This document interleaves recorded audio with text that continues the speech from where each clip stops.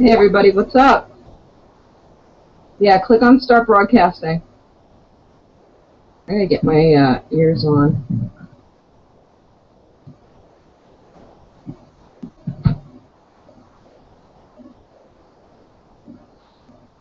How do you use that question? Do I? Yeah, I guess so. I heard R and der. Oh, good. My mic is working. Yeah, I'll do it.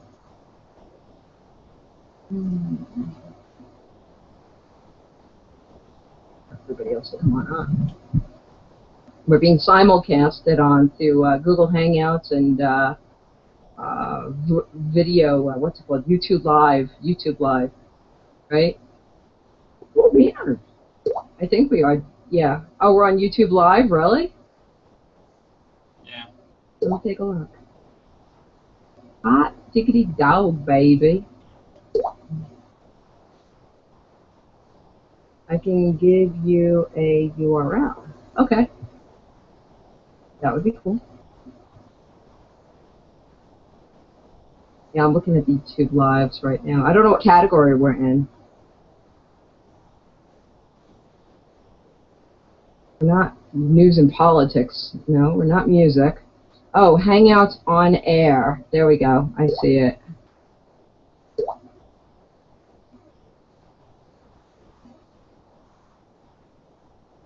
There we go. Cool. I'm trying to see which one we are. I'm only seeing 4, 8, 12, 16. 16 of them? Live events now. Oh, wait, no. I see what I'm doing wrong here. Live events. There we go. It's got to get them all to load. I'm starting in about 2 minutes.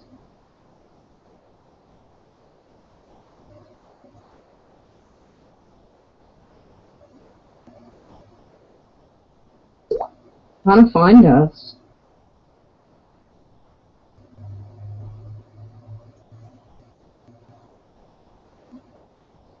Webinar.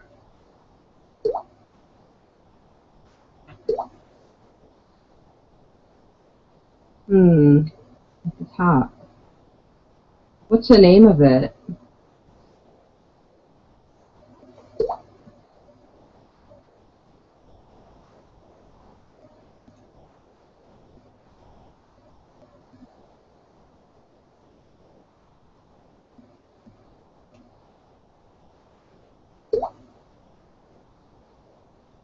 Chat with Chickie. Oh, okay. Cool. Chat.nappin.net. I don't think Breeze Chat's working. Yeah, select mic.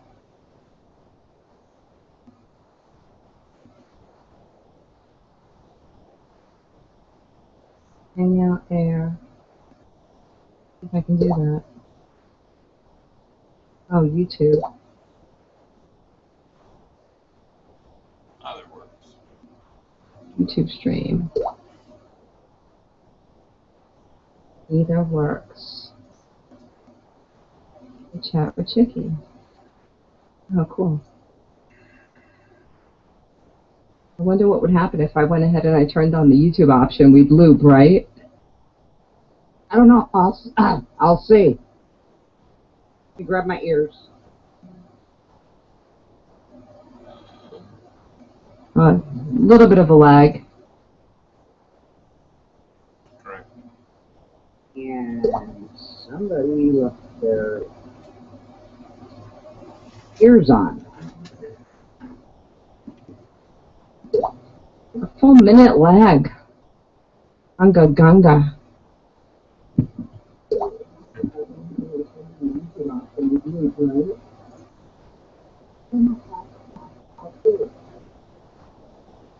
Yeah, David, click on your microphone.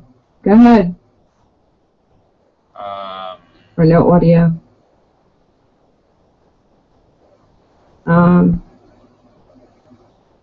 Okay. Yeah, pending approval. I don't see any approvals. How come I'm not seeing them? Yeah, I don't see any. What the hell's going on here? Do you see any approvals, Brianna? No, I don't. It might be lagged.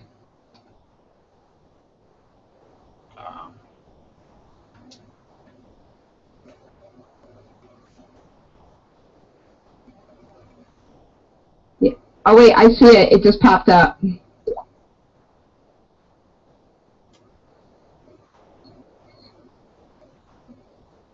There he is.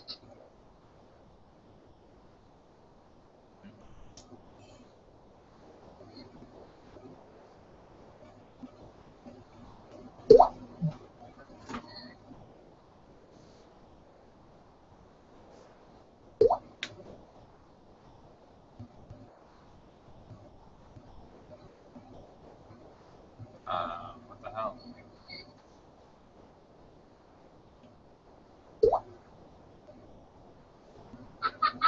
Hey, David. Hi. Read number 1. Or, yeah, okay. All right. You got a 1. So I'm going to go ahead and I'll spam this out, this link here.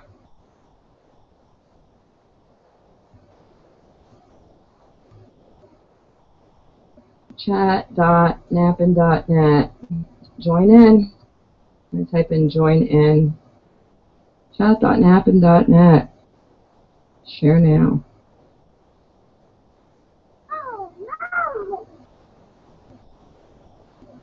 Wow, it's like a momentary lag. Join in. We'll start in a minute. Yeah, I guess we could even start now. I had to be able to stop the lag. Like a momentary. There she is. I'm getting some feedback going on here. I don't know if that's coming in through Angel area. If y'all have headphones, that's helpful. Or if you would do push to talk, if you don't have headphones, because everything's feeding back. I don't know if it's in through Angel area. Headphones, that's helpful. I'm just going to push to talk. Echo, echo, echo, echo, echo, echo, echo, echo, echo, echo, echo, echo, echo, echo. There we go. Like this. There we go. Okay. It's set. Do you mean like this? Yeah. It works. Woohoo! Hello. All right. Echo, echo, echo, echo, echo. That's scary. I'm stuck now. Oh my. Uh-oh. Well, let's get this ball started right here. And we were just watching a video about skepticism, and I have to release the cat from the room she's talking on. She's interfering. I'm a bad multitasker. So she's speaking to me, and, well, I'll you hear it.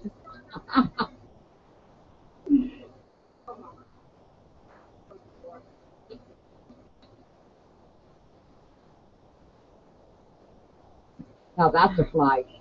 I like the shirt, by the way. Thank you. Red Bubble Classic. All right. So, anyways, we've got this video that we had been watching, and the video. Let's see, where was it? What was the name of that video? I know we were chatting quite a bit, and I'm trying to be able to find. It was on YouTube, and it was called "How to Be a Real Skeptic" by Mitch Stokes, PhD. And, you know, he went into a lot of different examples, and he's talking about, like, quantum theory, and he was talking about, you know, other forms of real science, and, like, how a lot of it just contradicts anything as metaphysical. Like, damn it, if you can't freaking see it, it's a belief system, damn it. You know, but then they start talking about the nucleus of cells. You know, like, can you see the nucleus of cells? What's a belief system too, damn it? So, you know, talking a lot last night, even hanging out with Nikki Hott last night around 1 o'clock in the morning, and talking about theory of God even, you know, and that's been a hot topic being able to talk about spirituality, being able to talk about that whole matrix theory and how, much of our reality we're capable of being able to control through our perception. And by just adjusting our perception, we change our experience in reality.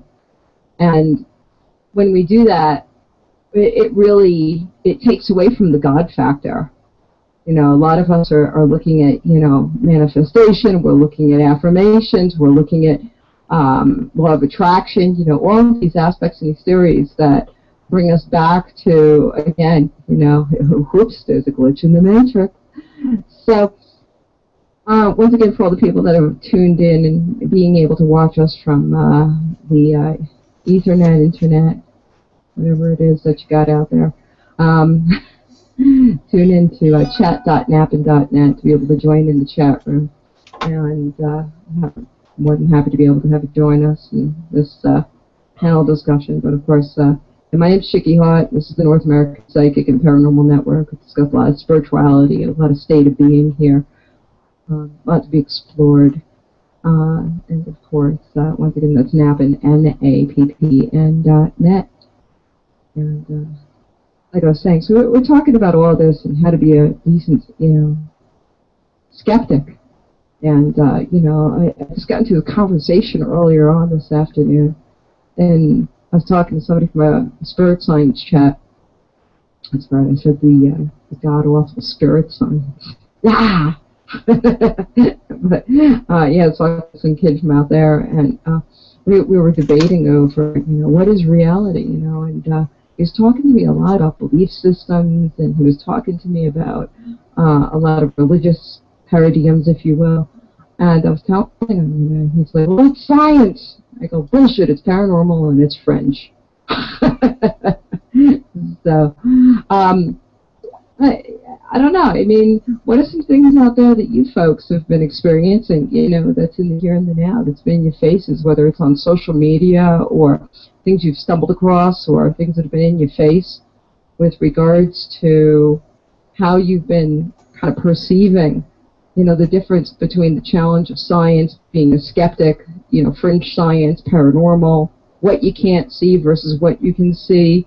Where do you guys live within the realm of belief versus, being a skeptic? Where do you guys hang with all that, Brianna? Did you catch any part of that?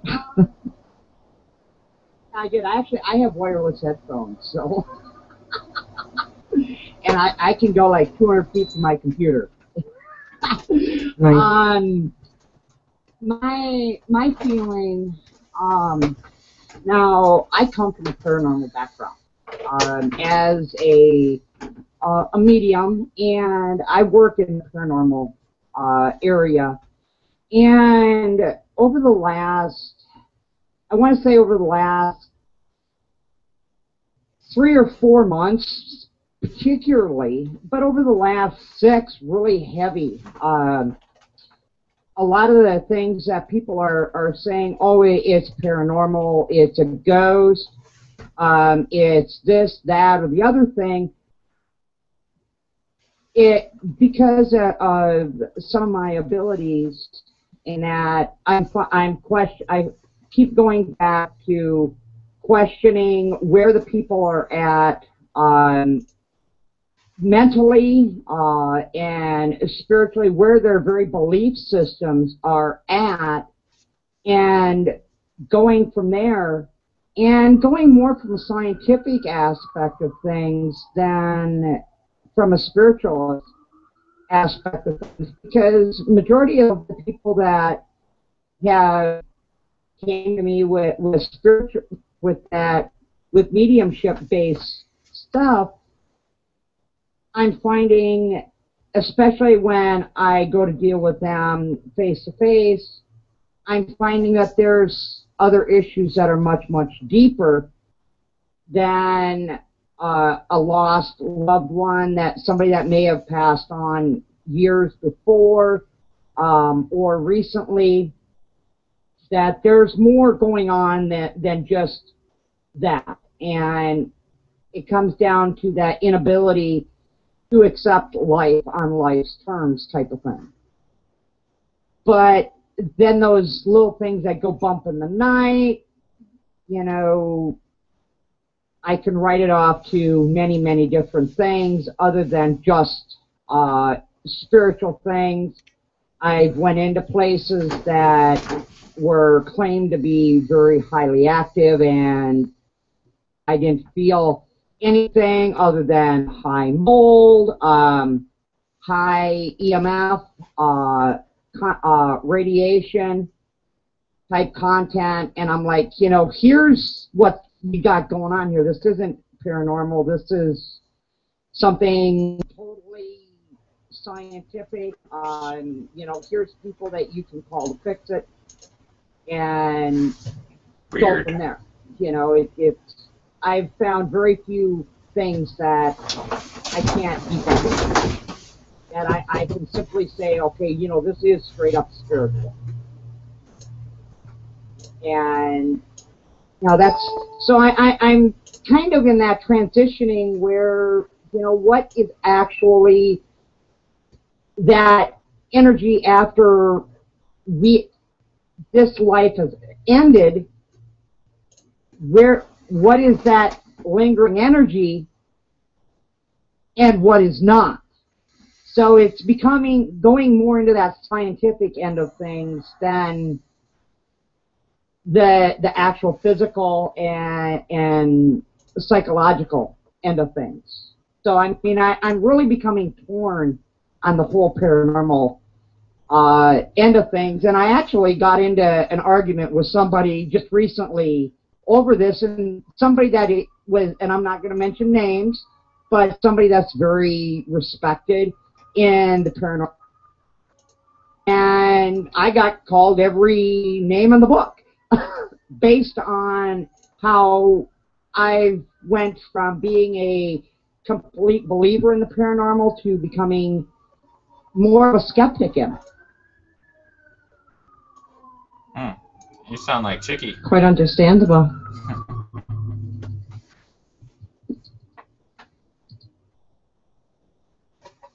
I'm spamming.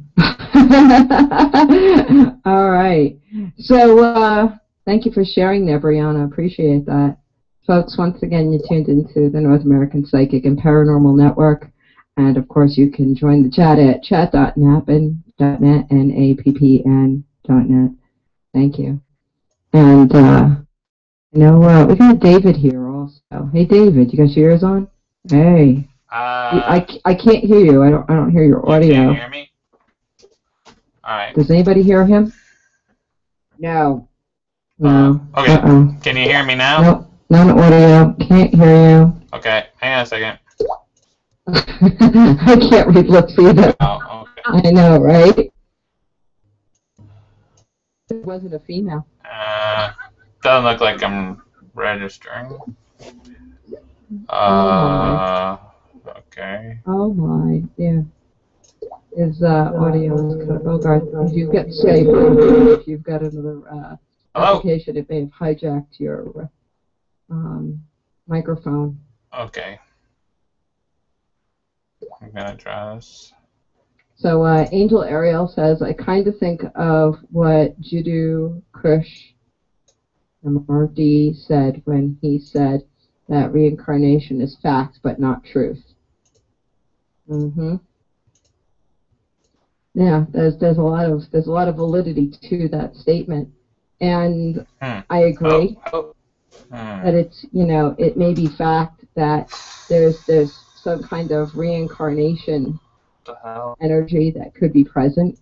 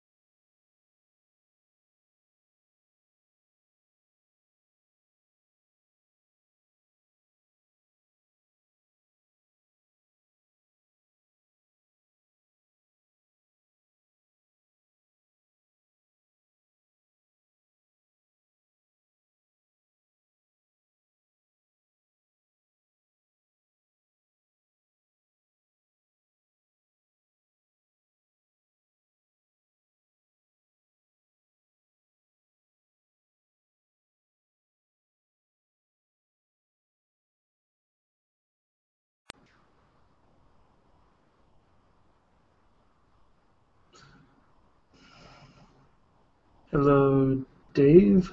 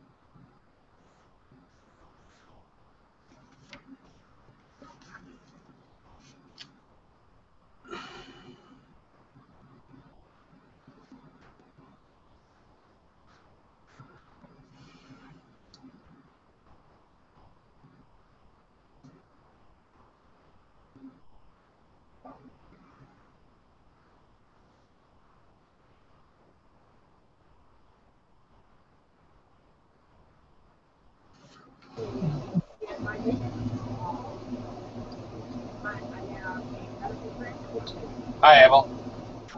Hello. How are you? Good. How's the feed look? Is it jerky? It's not so jerky. It's just fine. Oh, that's good.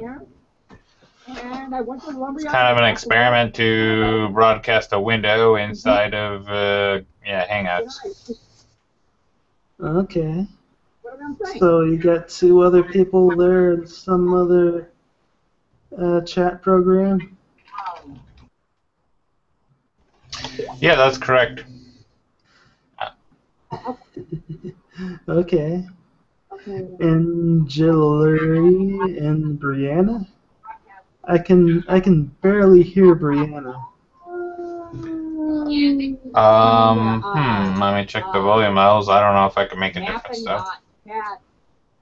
Could be Nappin.net.chat or Yeah. slash chat. Is that That's better? better. Yeah, that is better. It's still on there because, like, my phone is not very good with video, but it's perfect for audio, and my computer is perfect for,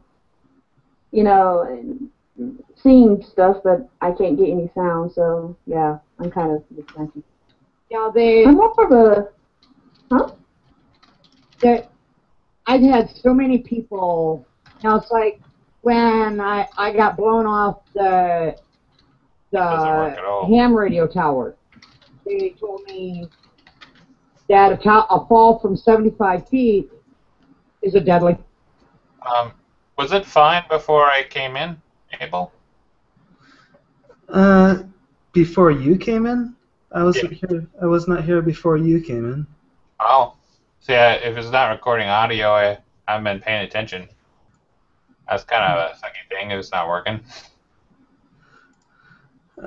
Well, I can't tell what's not working. It seems to be working just fine. Okay. For that. really?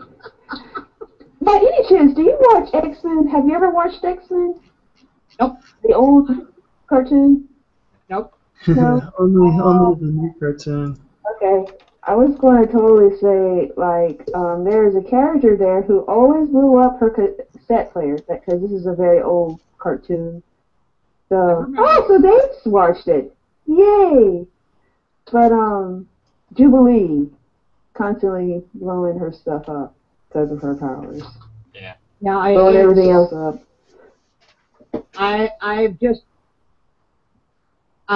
All my life I've had problems with some electronics, and I sometimes and I could get all scientific, and I could say, it was faulty grounding or faulty wiring in those devices.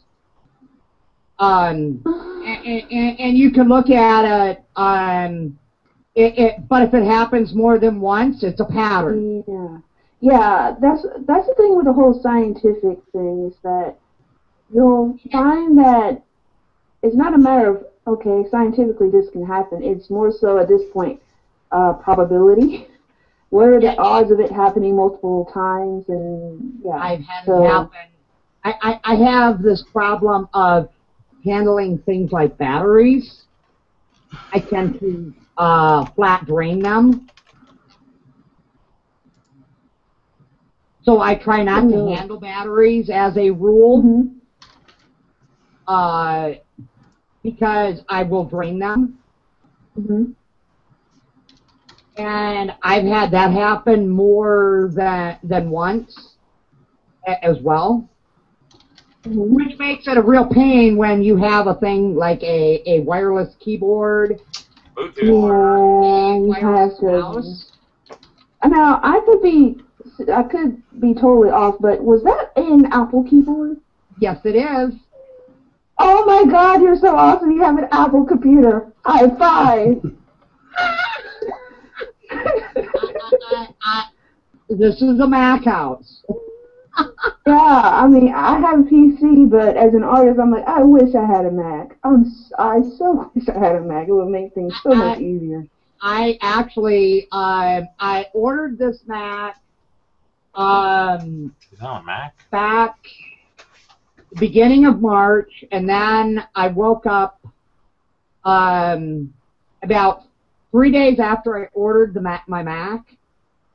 Oops. Wow. And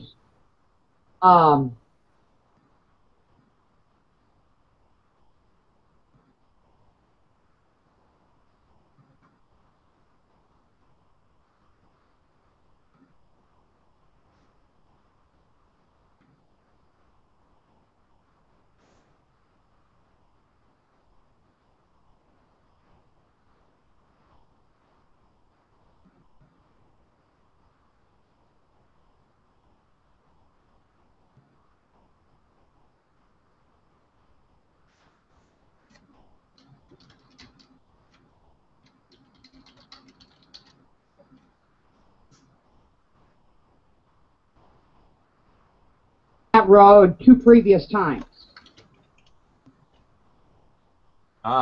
And it sucked. And I spent a week in the hospital, and during that whole week that I was in the hospital, my Mac came. So I was like, that was the universe's way of saying, you're not ready to get into that computer yet.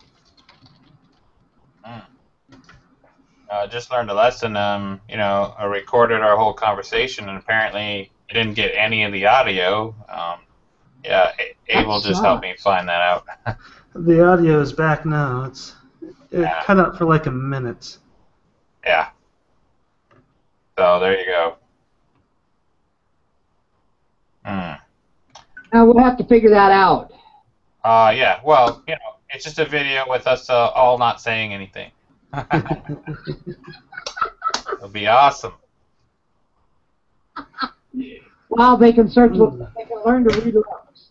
Wow. Tomorrow I'll be leaving. I'll be having an interesting trip. I'm going to a conference of Mensa. Mensa being the organization of the top 2 intelligence. And so there'll be thousands of people there just having a lot of fun. There'll be like unlimited beer, wine, food, all in like a big room, and a lot of chatting with each other, and a lot of games, and a lot of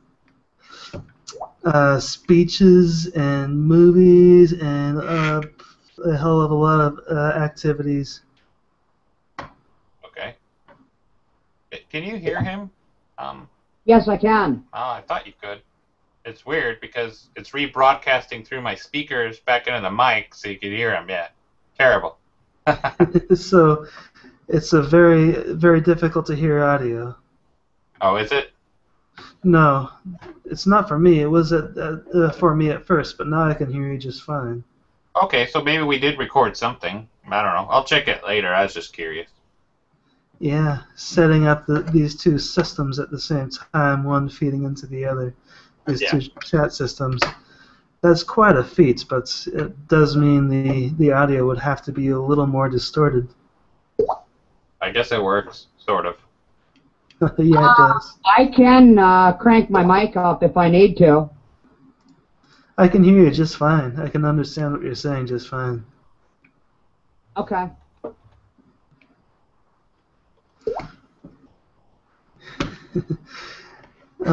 Every few months or so, I'd go to the Philippines, and right now I'm talking to 10 Filipino girls at the same time on Facebook. Oh my. Yeah. I should share my screen with you if I can figure out how. The green button. Okay. I need to find the window where you're at right now. I got like 12 different tabs open. There you are. You say green button. Yep. Screen share, full screen, number one. I got 2 screens. It has to be Screen. not minimized. But yeah. Okay, so there's y'all, and now I'll go to my Facebook page. Wow. And here's all my girls. Yes, Apple rocks. Wow. Apple all the way.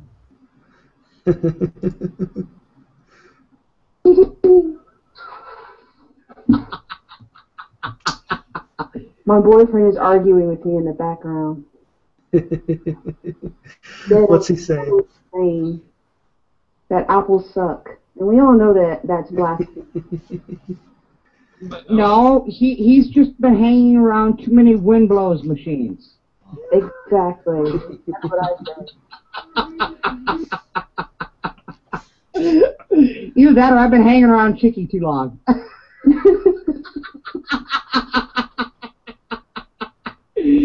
But seriously, after getting into my Mac, I will never go back to a Windows machine.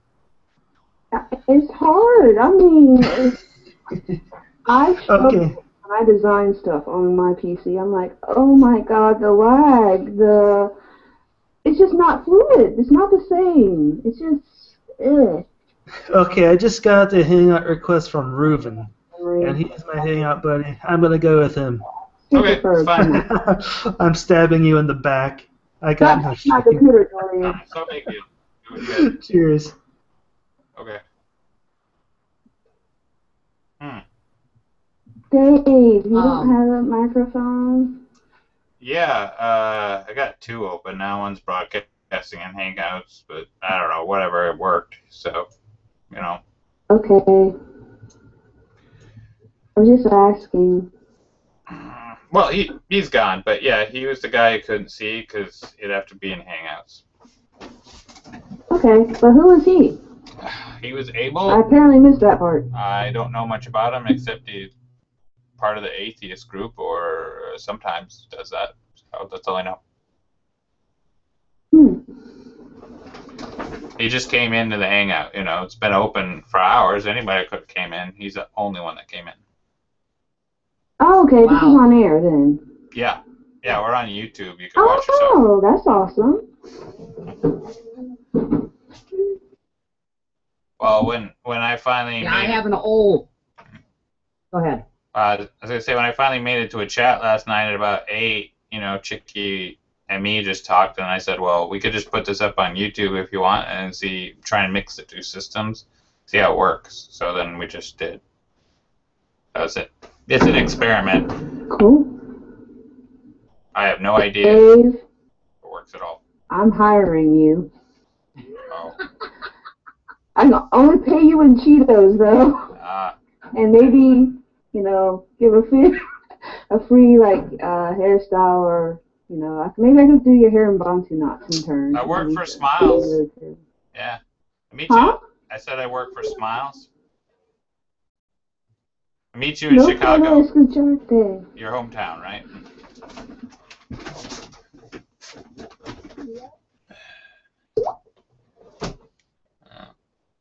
Just got a message from Chickie. It's cool, MJ. What did you say, Dave? I couldn't hear you. I said I got a message from Chickie, among other things. Sorry about disappearing. My connection to Chinese shit. Shit. The bed. and I had the key up on the roof during the thunderstorm to install our satellite dish, and I said cat along with a friend, going splash shit all the time. Things have calmed down. Going to have a cat shower now. I'm glad she's okay. Yeah. I don't know what the internet's like in Albuquerque, even if I live there. I think my aunt lives there. She has some sort of cable, I think. I can't remember. She told me once, and I can't remember what she has.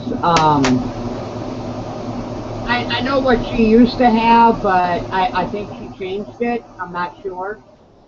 She told me she had fiber. That's what she told me once. But like, fiber goes out with a thunderstorm. I don't know. FiOS can actually be affected by It can. thunder, by a thunderstorm. Supposed to get Google Fiber here one day, but you know I live in the poor neighborhood, so we get dead last. So yeah, long time from now maybe. I don't know.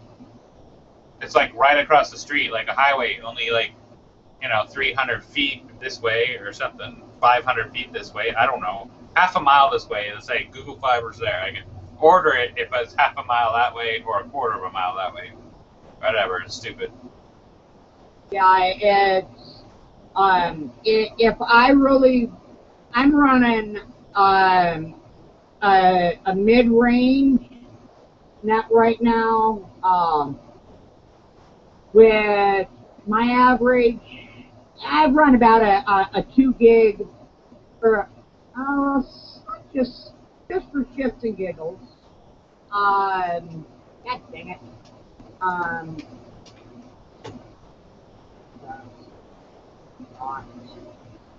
That's just for shits and giggles. I normally pull about a 2.2 is about my average. I get a 39 millisecond change. It's going to be about a 30 meg upload, or 30 meg down probably. Right in that area. If I really wanted to, I could have 110 meg up, or down, and 20 meg up, but I really don't need it. I don't need that kind of download speed. Very rarely do I have a problem with it, and I've got 5 tabs open right now, and I'm over a 1.5 upload. So I mean that ain't bad for my area. Considering yeah, that's what I want. Periodically I'll go up to about a 2.2 meg upload, but not very often. Depends on the night. Yeah, upload is usually a tough Yeah, I'm going to be about a... Yeah, I usually run about a 2. Yeah, all I know is I have Time Warner, and they charge me $40 a month for 15 megabit or something, and maybe if I'm lucky, 1 megabit up. They usually cap it, you know how they are. They don't want to give you much upload. Yeah. Well, y'all speaking a different language. I have I've had run-ins with Time Warner. They don't like me very well. And they've been known to cap people off at about 1 to 1.3, just out of the blue for no reason. I'm staying pretty consistent right now with about between a 1.5 and a 1.7 meg upload, which is about normal. You need to be in that for good high quality streaming video. You need to be in that 1.5 and above. Definitely, yeah. Right. Now, like for me, when I was doing my work on Aranum, I would get up at 2 o'clock in the morning, and at 5 a.m. I would be pulling sometimes close to a 3 meg upload. Yeah, and that's showing you what it's showing you is your network is at 3 in the morning. No one uses the internet, so your network's overloaded because of your neighbors and stuff. That's what it's showing you. Yep. And right now, this is very high traffic time. Yep. So for me to be pulling what I'm pulling, that's remarkable. And I'm only 4 blocks from a substation. DSL substation, sounds like, yeah. I've actually got Mediacom. So that's cable, you're saying? Yeah. I'm not sure it matters on cable, but it could, I guess. I've been with Mediacom for my ISP now for, 12 years, I think. And it's really only been the last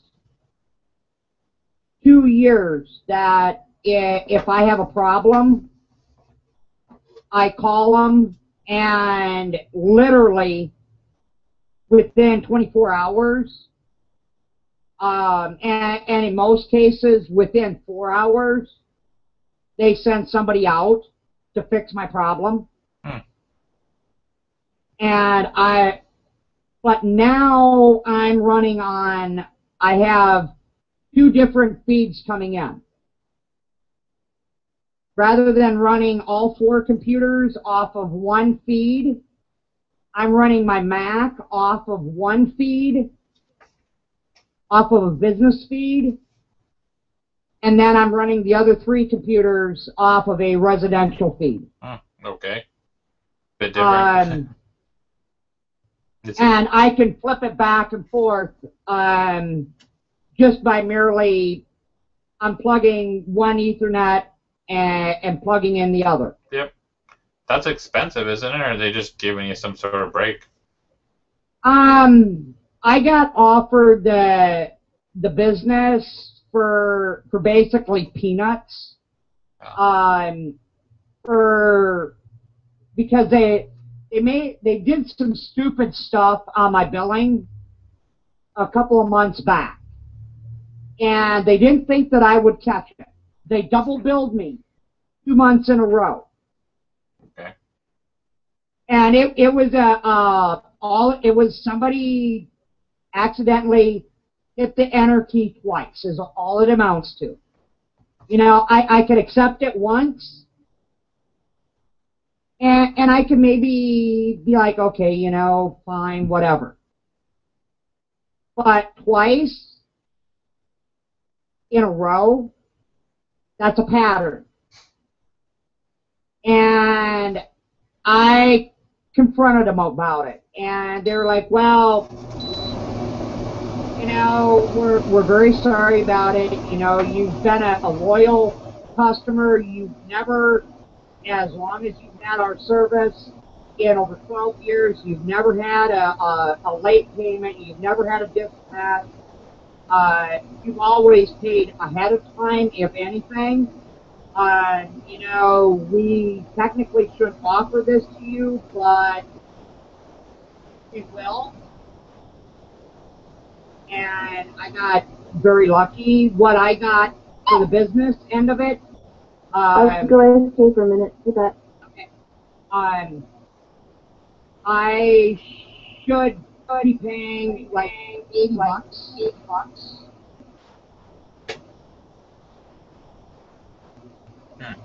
But I'm paying like maybe for it. Looks like she's echoing. Yep.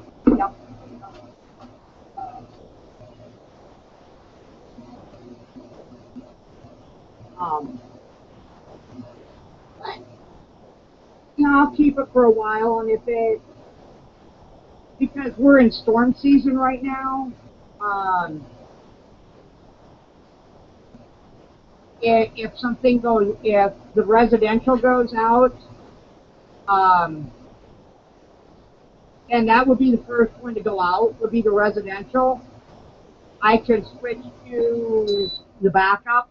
I would think they would both go out.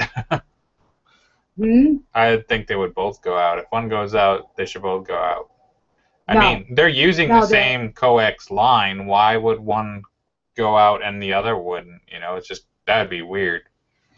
They operate off of different satellites. No, not. They come out of this. We're talking. They come off of the same, out of the same building, but they're coming off of two different directions. Okay, so you're saying you have two separated cables then, or two different cables? Yeah, I have two different modems. Yeah, but you're sharing the same line. I mean, they probably wouldn't bother to run you a new coax line for the other one, so you have the same line. Yeah, I actually have. I have two different lines that come in. Oh, okay. Two physical different lines. All right. Mm-hmm. That's really rare. How many people would have two physical separate cable hookups from the cable company? That'd be really rare. Yeah, I actually have two different lines that come in. Yeah, well, that's impressive. I guess it's just because they're only 400 feet away or whatever you're saying, half a mile. Yeah, they're very close to me, but the line for the business internet feed, it's so much faster. I'm noticing on my Mac, if I would remember to do even on a Mac, there's still a little bit of computer maintenance that has to be done. If I would remember to clear my history and cache out, my Mac would be a hell of a lot faster. And if I did the memory upgrade, the computer would be lightning fast. She's getting tired. Yeah. Well, here's the thing. Hey, now I know who you're talking to. But, it's more along the lines of, y'all are talking about something I don't know about, so I can't really say anything. Yeah, I know. It's kind of a boring subject, but it is what it is. Well, it's an important subject because I might, my whole, and I actually got into this discussion last Thursday when I was down in therapy with a couple of people, and considering I work online, for me to even comment about technology and how technology has actually hurt us in many ways. Sort of. Really says something. I need to look at my cell phone right now. It's really important. What do you think about that shit, Chase? My thought is that I guess because I'm of that older generation. I mean, yeah, I'm only 42, but I remember back in the day when if we were bored or whatever at night and there was nothing on TV, we went outside and we did things outside. Yeah, things just happen. We didn't come in till 9 o'clock at night or later. We really can't be by each other right 9, now, 10 though. o'clock at night. Hey, we're not that different in generation. All I gotta say is there's a reason why we're separated. I mean, if we're not separated, we're all assholes. We'll just fight or get into drama or something. We need that separation. Who knows? Oh, it's not just a separation. I think, separation comes in different forms. Distance separation, and then you have cultural separation, where you have different cultures, languages, beliefs. Languages actually than ever before, because you were speaking a language I never would have known. True enough. But so I think it's just, I get into this argument with my siblings who are 12 years or more older than me, and we were having this family argument because they wanted to bring their kids over to my place for the holidays, and I said, I don't have a problem with you bringing your children over, but they're leaving their goddamn gaming system at home. You're not bringing the gaming systems here, and they can leave their iPods or their iPads and stuff at home. They can go outside in the backyard and they can play in the backyard, or we can go to the park and do stuff like that. And they're like, oh no, they gotta have their game console and that. And I said, excuse me? I says, I have one TV in the house, and this is a Daytona race weekend at night. So, excuse me, but no. I says, my house, my rules. You will not be bringing, if you bring children over, you will not be bringing a gaming system. Otherwise, I will use it as a brake for my wheelchair, and I will test the off-road durability of my wheelchair. Yeah, I love that. To speak up for some of these game systems, or go ahead. Okay. I'm just saying that the Wii and the Xboxes, they have some really great multiplayer games. It doesn't have to be like that. The problem is that they have 5 kids, and each one of the kids thinks that they have to have their own TV and their own gaming system. Yeah, not that. Yeah. And yeah. But I have a great problem with it, and to the point with that. I mean, yeah, there's some of them games can actually teach very good hand-eye coordination. More than that. It's more than that. I've played quite a few of them, so I can say. Let me demonstrate real quick. There's a version of Jenga. You play Jenga, right? Hasn't everybody? Yeah. Stick game. Sure, you can play it with 4 players, but I'm just saying on the Wii they've got it where you can play it with the motion controller, so it's kind of fun to use the motion, make it a little difficulter, with the Bluetooth, because it's all Bluetooth. But yeah, see, they don't the type of games that they have for these kids. There's not much education, educational value about them. Education? Oh, come on. But killing zombies for a 4-year-old, 5-year-old. Yeah, why not? Running around. I mean, most of their games they're definitely would fall into the mature ratings category. Well, I'm so sick of parents doing that thing. I mean, my mom. One time we went to a lot of movies when I was a kid. One time we went to a movie. There's nudity in it. My mom's just like nah, just like that. She's covering my eyes. She didn't expect it was nudity in there, But it's just, what is the point? Why do we make R-rated movies? The kids all know the swear words, so what's the point? Yeah, I mean, there was a point of Go ahead, Morgan, and bring your cam back up if you can.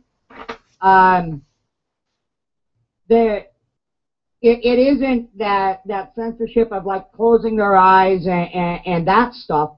It's the fact that they think that each one of the kids has to have their own system and their own doing their own gaming on their own complete thing, and they won't have like a Wii. Where the Wii, yeah, I mean the Wii system, I actually thought about buying a Wii system based on the fact that it would help me with balance and stuff like that. The physical therapy aspect of it would be great for somebody like me. It would be great.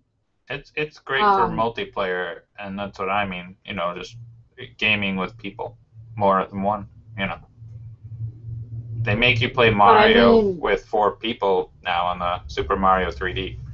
You know, that's kind of new. 4 people playing Mario together. That'd be kind of interesting. Well, here's the problem that I see. You know, it's cool that on one hand, you do have now games are kind of bridging the gap, so that way you're not isolating each other and the like. But there's still the disconnect with reality, I think. And I was actually just thinking about this while I was cleaning up the writing center and vacuuming up little beetles that just randomly appeared. You know, and I often wonder, you know,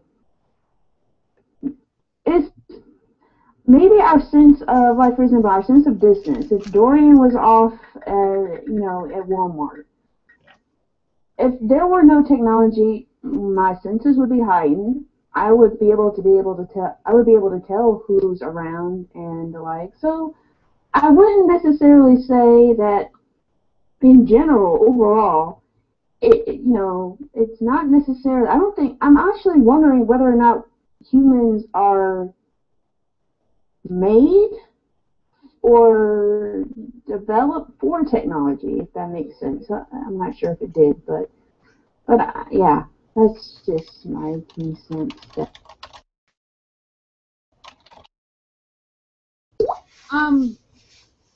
Yeah, I lead a real exciting life. You know, I mean, when I'm once I get back to work, you know, I get up, I take care of my fur babies, and I get in the shower and I go to work, and as soon as I'm done with work,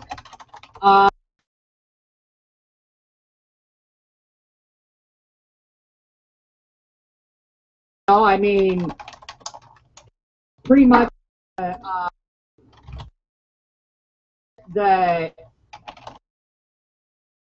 extension of my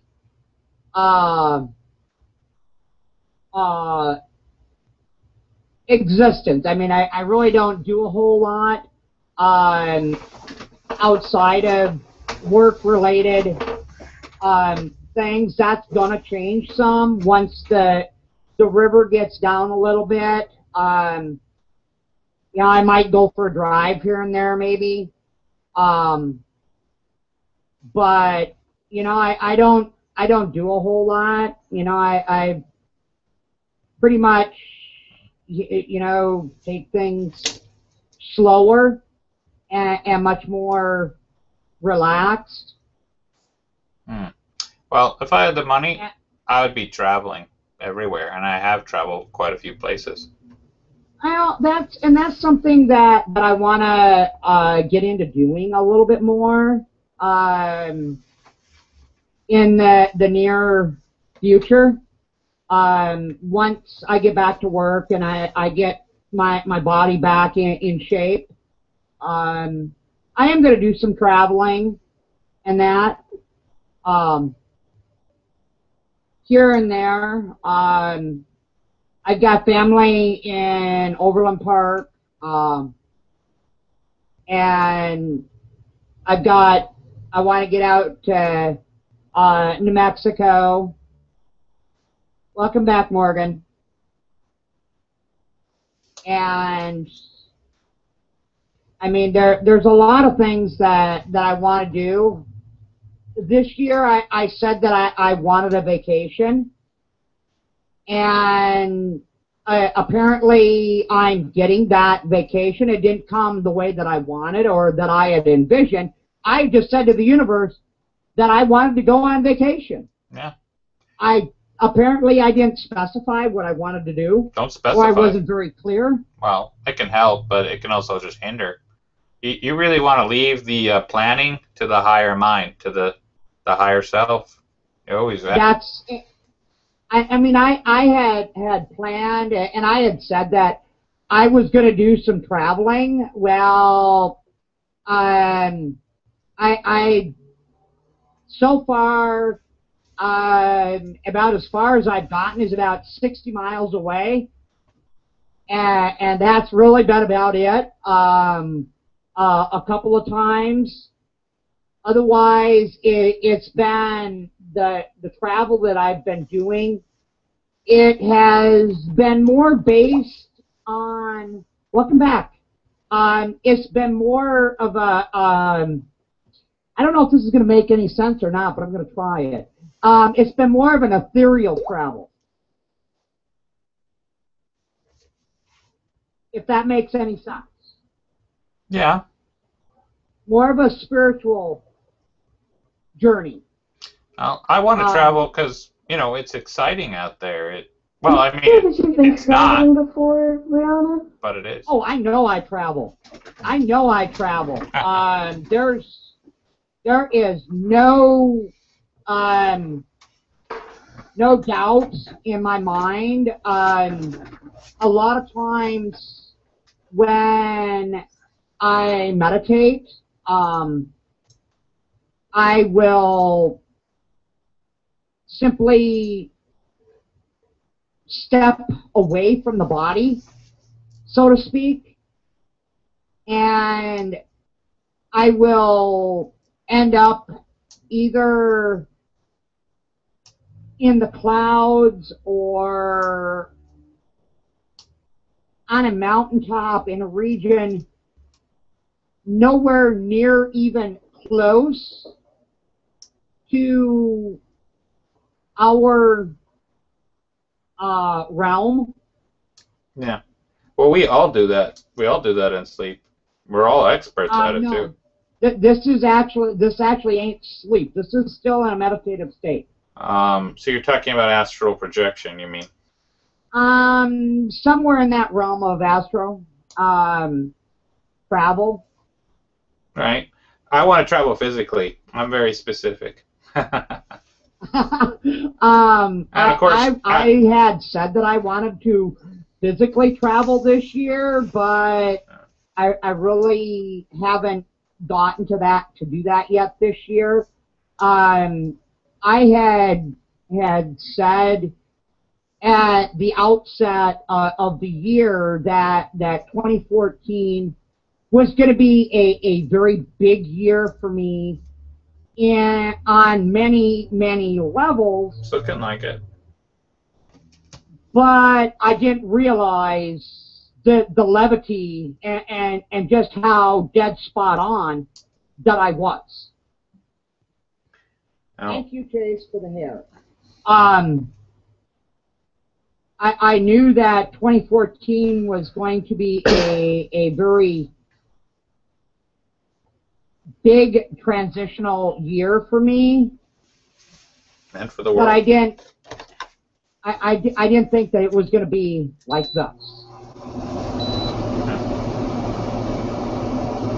Well, what I know is what I told you. I'm in a school for creator gods, and we're trying to bring everything into balance. And you know what I want is the ability to travel the stars and physically see them. You know, astral, whatever. I want to be able to go there anywhere I want. So that's really what I want. Recently I came into a little over 2 months ago, I woke up. It was about 3 o'clock, 3:30 in the morning. I woke up. One of the nights that I just simply, I was having a lot of it was actually pretty serious physical issues. Couldn't quite, okay. I couldn't quite sleep because I was in a lot of physical pain. I started doing a lot of meditation and questioning a lot of things. Went into a very deep meditation. And one of the things that I gathered from meditation was I started questioning things like sacred geometry. Yeah, we work with that. Okay, Morgan, have a great night. Bye, Bree. Morgan. Bree Morgan. I started questioning things like sacred geometry, and I was like, why not think much bigger? Why not go and step into the infinite? Sure. Rather than staying within the sacred geometry, why not step out into infinity? Well, sacred geometry has its uses. Yeah, it does. But once you step out into infinity, then the possibilities are endless. No, I'd say both ways. The reason to be interested in sacred geometry is just because reality was designed through it. That's a helpful reason. Yeah, and that's that, and I do keep. Okay, Morgan. We'll see you tomorrow night. Yeah. I see both ways there. Actually, you won't see me tomorrow night. Maybe an hour, but I got class tomorrow. Now that I remember. Wednesdays.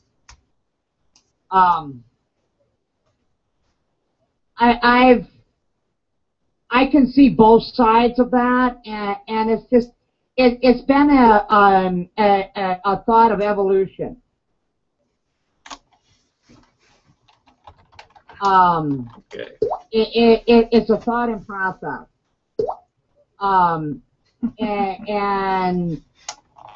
I don't know quite where to go with it yet. I mean, it's because I don't. I'm trying to step and peace, love, and light, Morgan.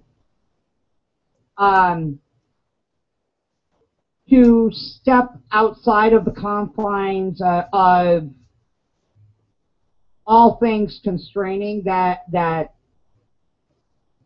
are both seen and unseen. Well, non-physical is a big place. Really big. Super big. Yeah, I know. I mean, it's this whole year has been really rethinking a lot of things and things seen and known and physical and non-physical. A lot of things have been I came into question about, and it makes life. It's definitely been a challenge.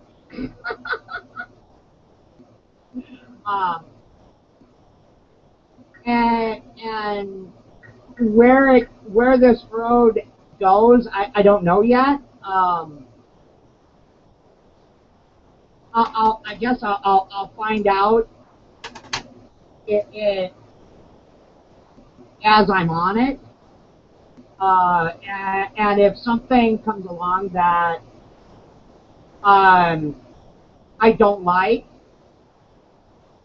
I can always jump off that road. Yeah. And be in that constant state of change. Yeah, that's one of the rules of life. Change is a constant. Rather than staying in that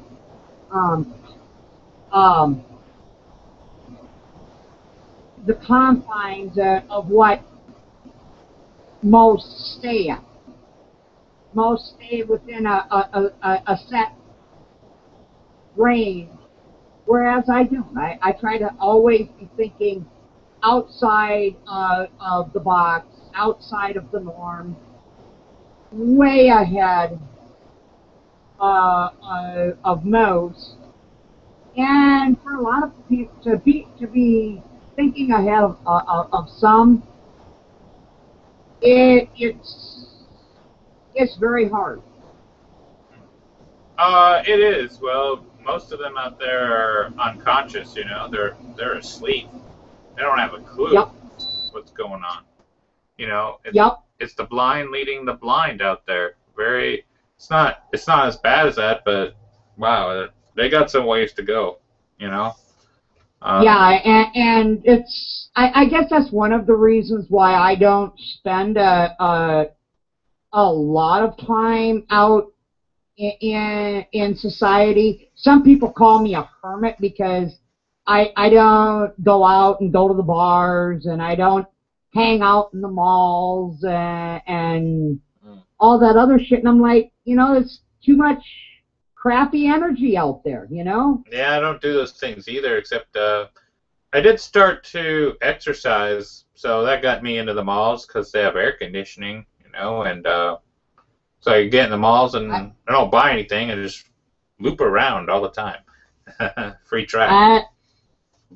My exercise at the moment consists of PT and then every day I force myself every day, whether I want to or not. I go out at about a 3-mile trek out in my chair. Right now I'm still using my power chair because I have some serious shoulder issues as well. That's why I use a power chair rather than a manual. I mean, yeah, I have a manual chair. It's at the moment, one of my cats is passed out in it. Normal state of affairs. You want to find a comfortable place to sit? Move a cat. Lift the cat up. Oh yeah. Seriously, you want to find a good place in my house to sit? Lift the cat. They started making cat emporiums now. Have you heard of those? I.e. my house? Yeah, like your house. It's a place where you go and have probably expensive coffee, and they've got these nice cats in it, and it's a cat coffee house. New thing they're doing. I would have a problem with a place like that. I just thought it was interesting. I would end up bringing them home. Huh. I'm sure that they got a rule against that. But in a lot of aspects, because I also work with animals, I love just going and sitting in a park and watching with their dogs and whatnot. Love watching animals and watching how the animal interacts with people. Okay. And you learn so much about life watching animals. They are. And People don't realize that. Conscious of many things. Yeah, it's unconditional loving and unconditional. I have Yeah. a situation going on. The cat that was just up here, real nasty situation.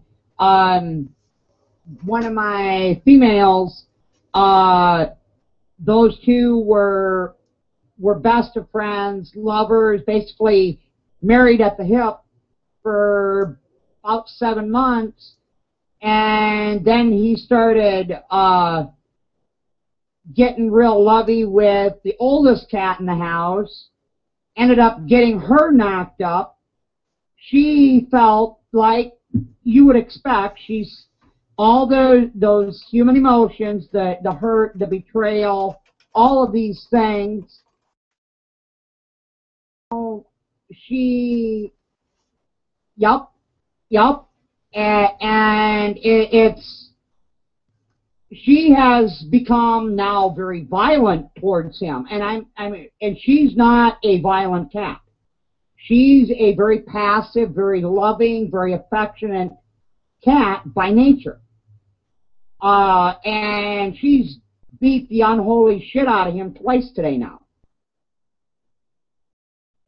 And she's about half the size of him, and she's beat him senseless twice today now.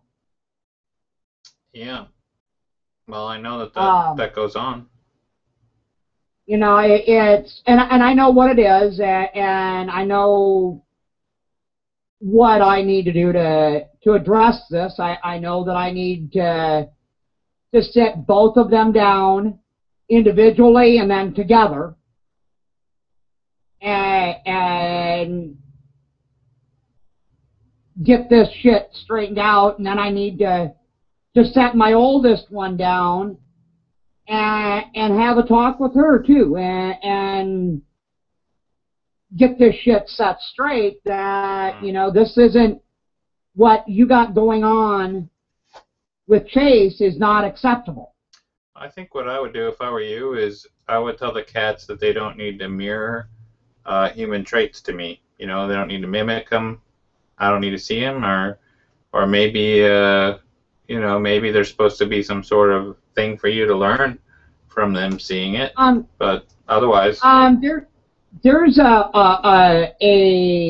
lesson, and I know what they're showing me and why I'm seeing this violence again. I went through this a few months back with another cat, and why I'm being shown that this violence and this anger and this rage. I know what's going on here, and why I'm being shown this again. And this is pattern now, because this has happened with 2 different cats now, 2 different pair of cats. That this is being shown to me, that number one, I need to establish that I am the alpha, and because this house is ran by pride dynamics, and because there's 10 cats here. Yeah, it is old energy thought pattern, but if it was 3 or 4 cats, I could go under a newer terminology, but when you're talking 10, then you get into pack mentality. Only if you believe it and you create it. Only.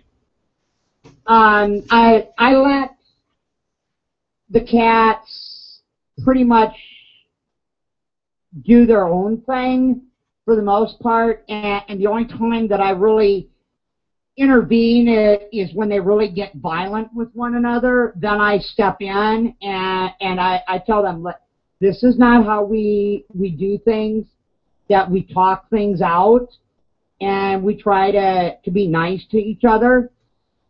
And occasionally we go through these trying times with the older ones, and now that I have kittens, these kittens are seeing it, and they're starting to be combative. So I need to nip it in the bud now before it becomes a serious problem. I don't know. You could kind of set down that you want the cats to behave in the new energy model, and you might be able to get that because they don't have to behave in the old one. And you know, at the same time, you got to just go, well, they're cats. You know, they get to decide for themselves, don't they? So. Most of the time, they associate Allison, who's the oldest in the house.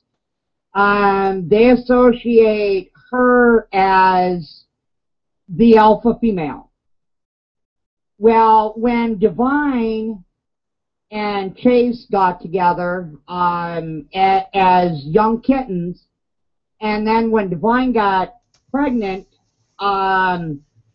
Divine moved in as the sitting queen and took over as the pride leader. And all of the other cats pretty much let her have her way. And if she was playing with something or if she wanted something, they let her have it. Well, and now that she's done with the kitten, she's no longer nursing or anything like that.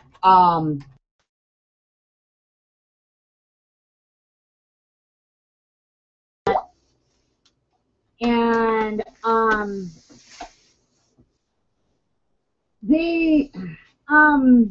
break the alpha pattern,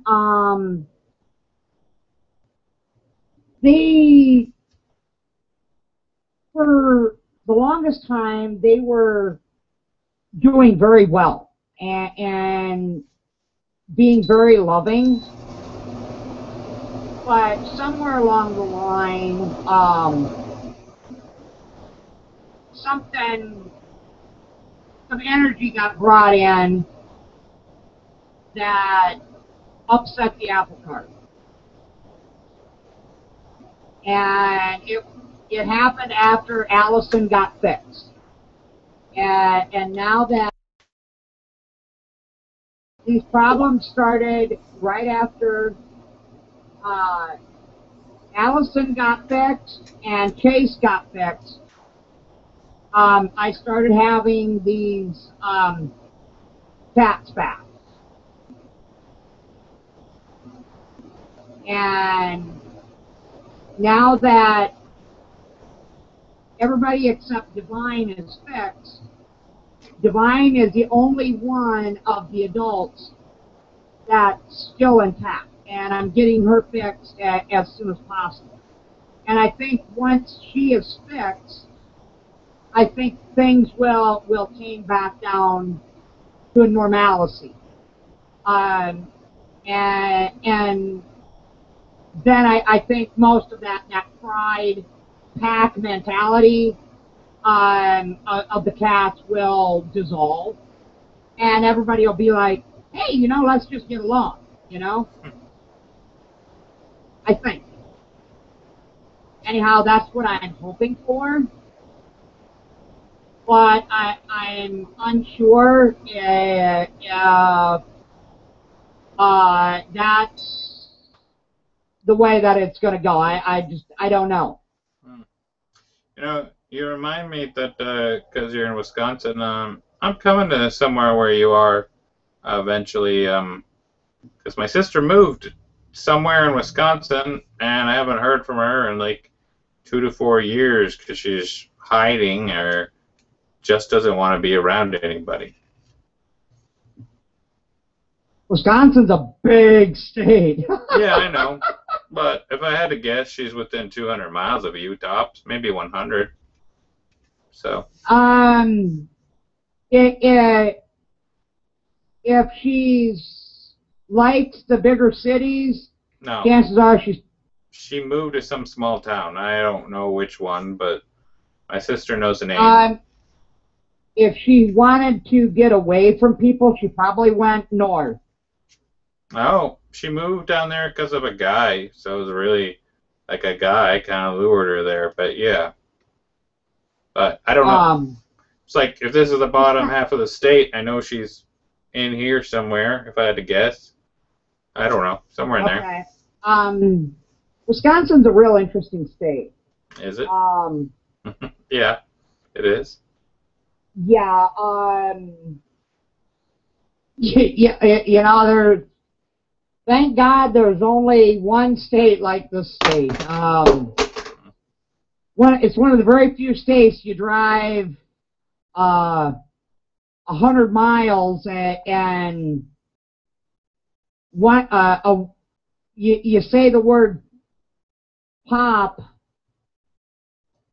or if you say, like, you go into some place and you say, give me a Coke, you're going to get a Coke. Okay. You drive 100 miles in the other direction, you're gonna be like, will that be Coke, Pepsi, Dr. Pepper? And they'll give you like 20 different choices. Okay.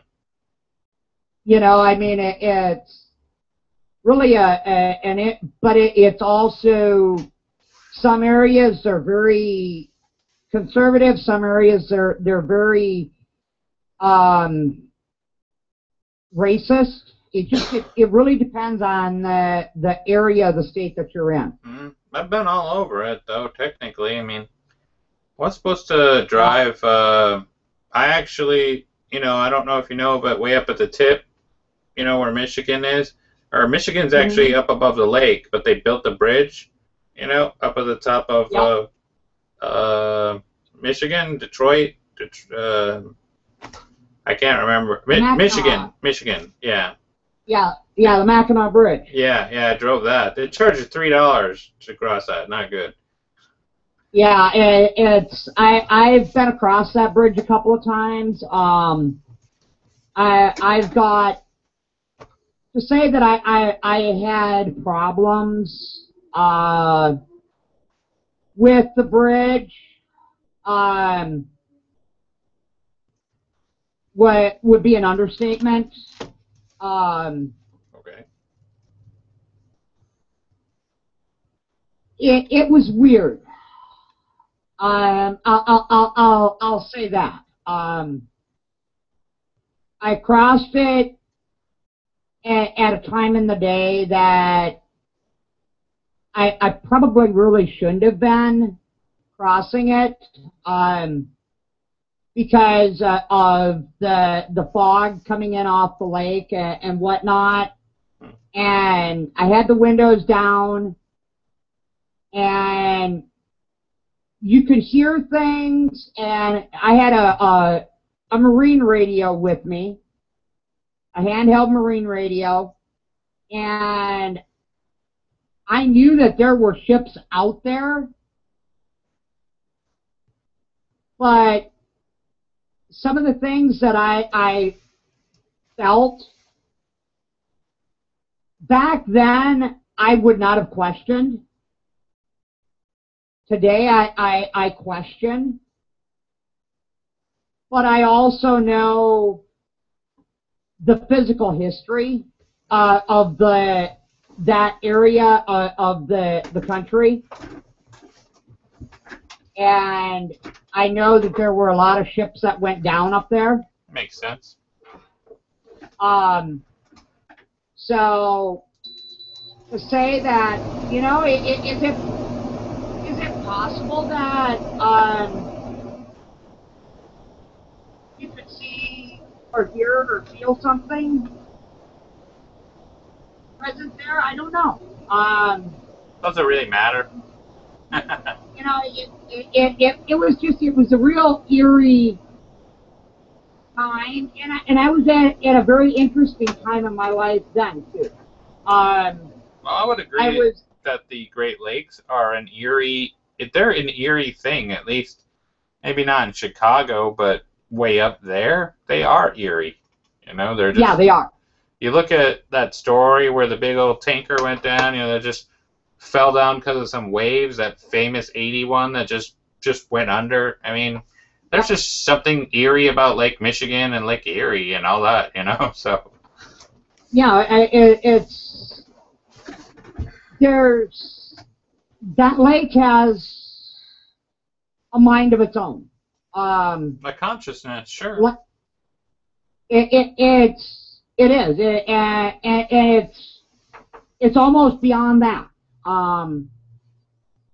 It's almost like if the lake could talk. And to some extent, I think the elementals do talk. Oh, they do. And the way that it talks is when it's had enough of the abuse of its resources, it strikes back. No, not the elementals that I know of. No, they're not like that. Not in the essence of the elementals, but in that essence of when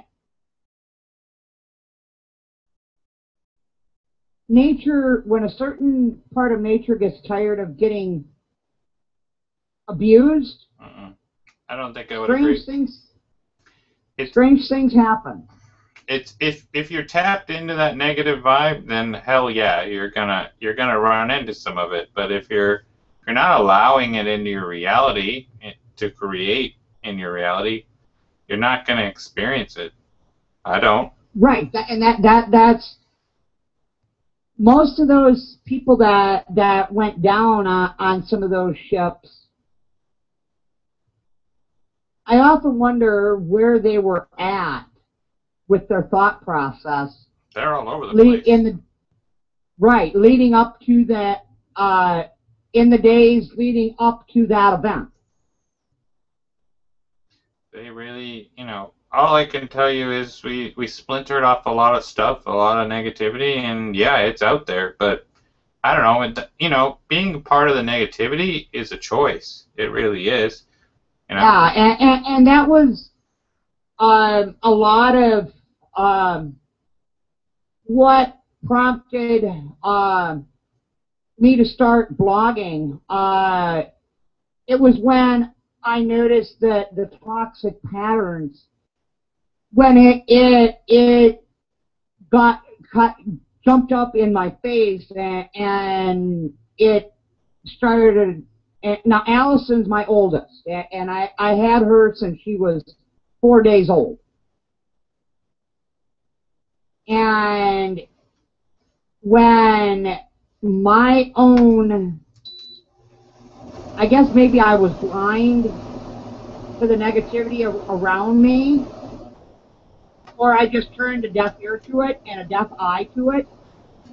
But when my energy began to inflict problem and consequence on another living being, that I could physically see those consequences manifested on something that I loved so much,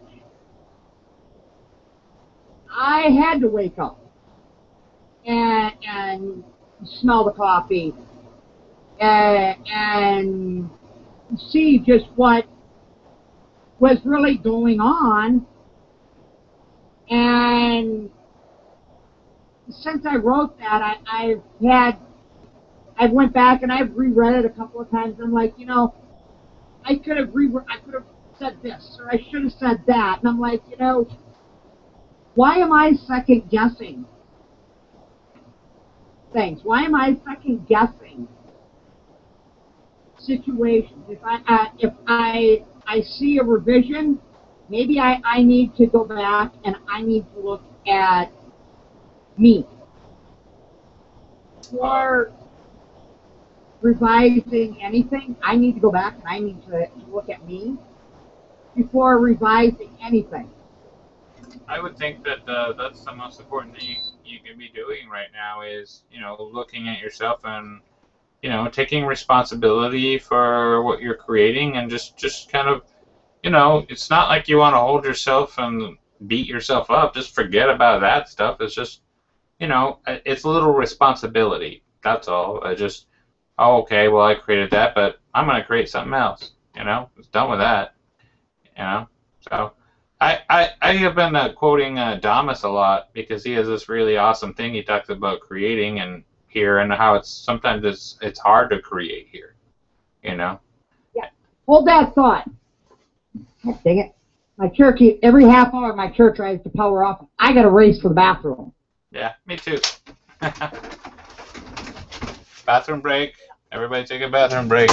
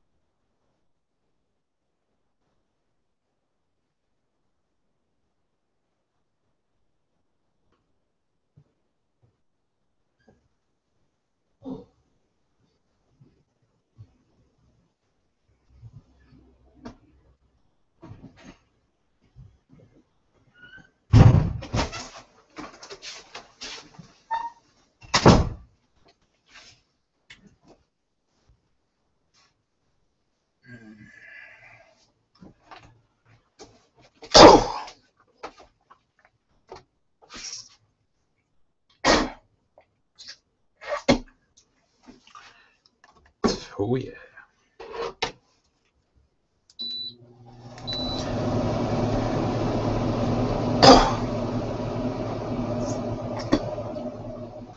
Bathroom break!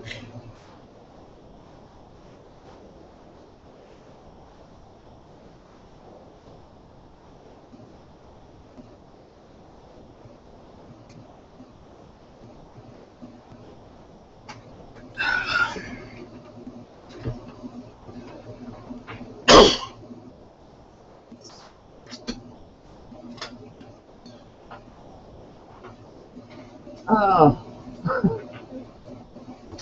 Much needed. Yeah, I'm with you. I had to go for a while, but oh well. It just takes me a while to, once I get comfortable in my chair, it takes me a little bit to pry myself out of the chair. Oh yeah, definitely. I've only been, it's just 3 years now that I've been back in the chair.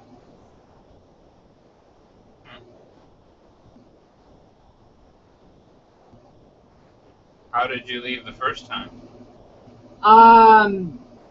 A hell of a lot of hard frickin' work.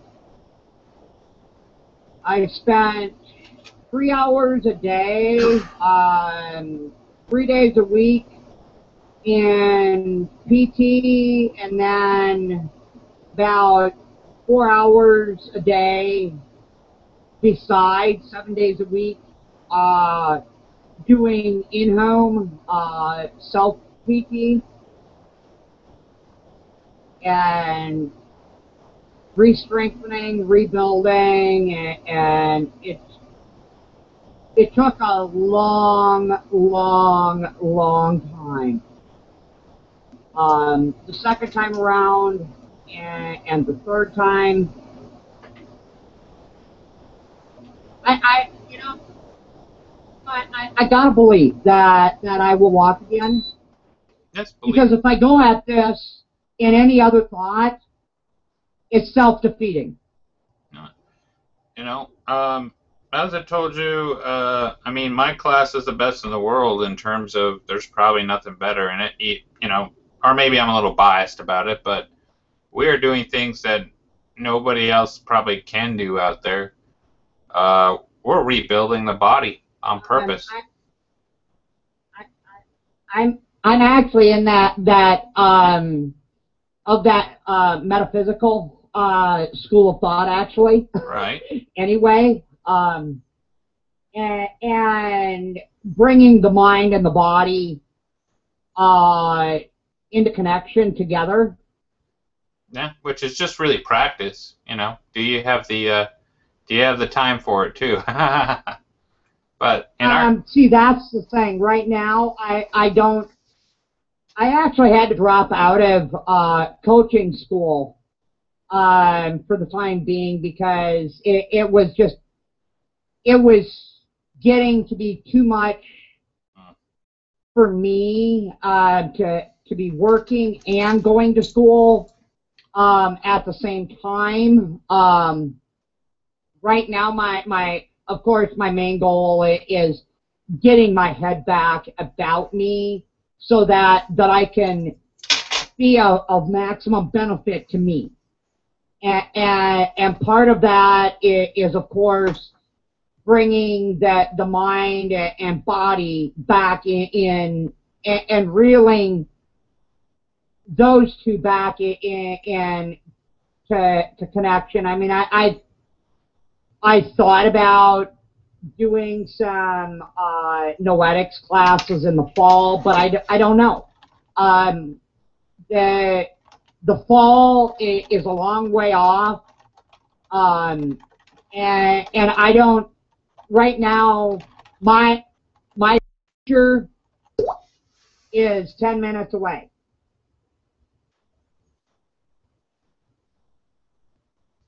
Yeah, I do have a long way to go. And I'm very fortunate in the fact that when I went to my work and I said, look, I'm facing an uphill battle here, and this may not resolve itself in a couple of weeks. This may take a while. And they were like, take all the time that you need. Well, that's very nice of them. Well, I guess because they know and they have faith in me that if I say that I am going to come back, that I will be back. That if I say that I need this time off for me, that is obviously something pretty frickin' pressing. And I can't in good faith tell my clients to do something if I'm not also doing it myself. Yeah. I can't give them the guidance and the direction unless I'm first grounded and directed myself. Yep, it helps. Well, not to be wrong about that either, but psychologists do that all the time. I mean, they don't have a clue what they're doing, but they'll go ahead and tell you what to do anyway, so. See, that's the difference between what they do and what I do.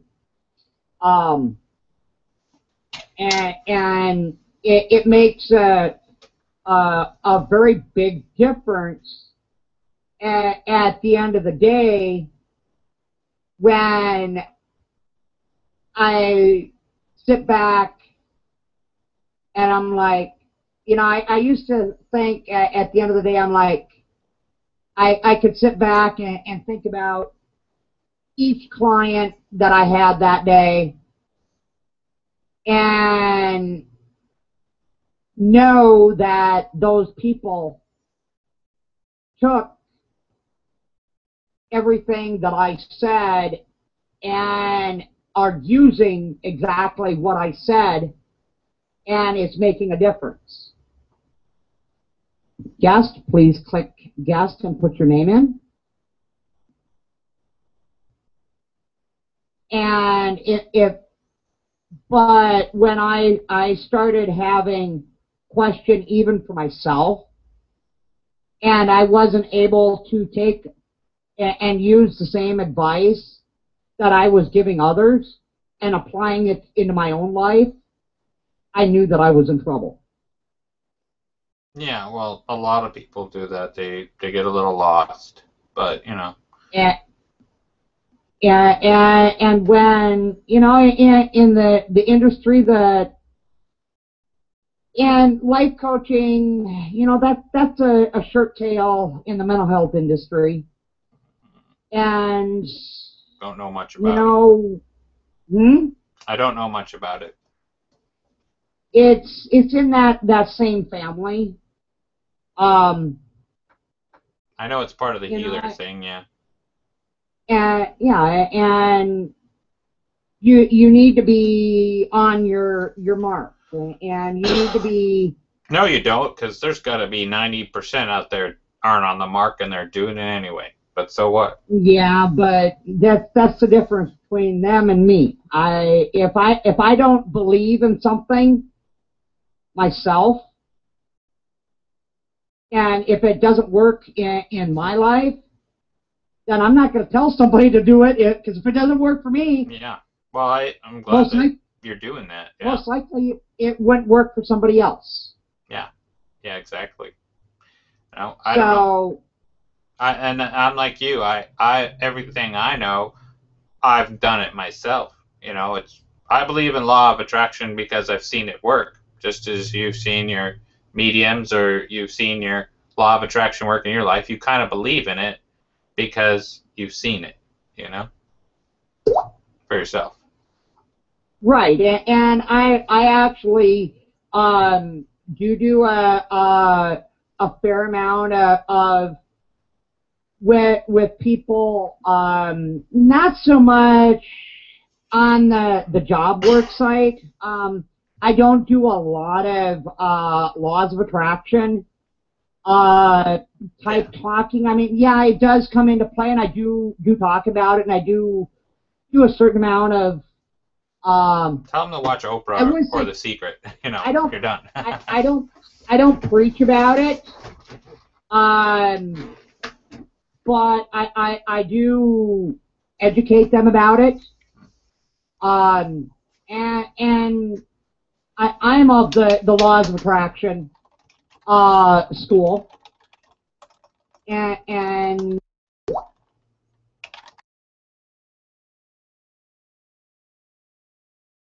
to my office, it's a different story. And I do get preachy about laws of attraction in person with clients. That's what they came there for, right? Right, and that's what that's one of the things that they pay for. And all of my clients, well, I shouldn't say all. I've got, I think, 2 that that have been through this book at least once, if not twice. Yeah, it's not enough to watch a video. That's not enough. Really, I mean, it is enough, but there's a lot more to it. I actually prefer I like the video. How do you video? Start on click the start video broadcast. Yeah, start broadcast. Yep.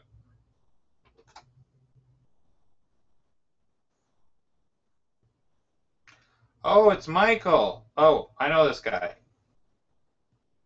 It's way up in the left corner, Michael. Start broadcast. It might ask you to choose your camera or something, and then something else for audio. But I don't know. Yeah. He's on Linux, Yeah. so it could be goofy. I'm gonna put the URL for the Hangout in there if you don't get it to work, Michael.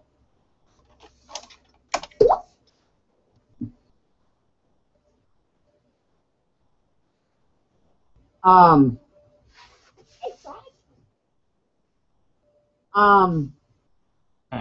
haven't seen it pop up over here yet. Might be a little bit of lag, but I doubt it.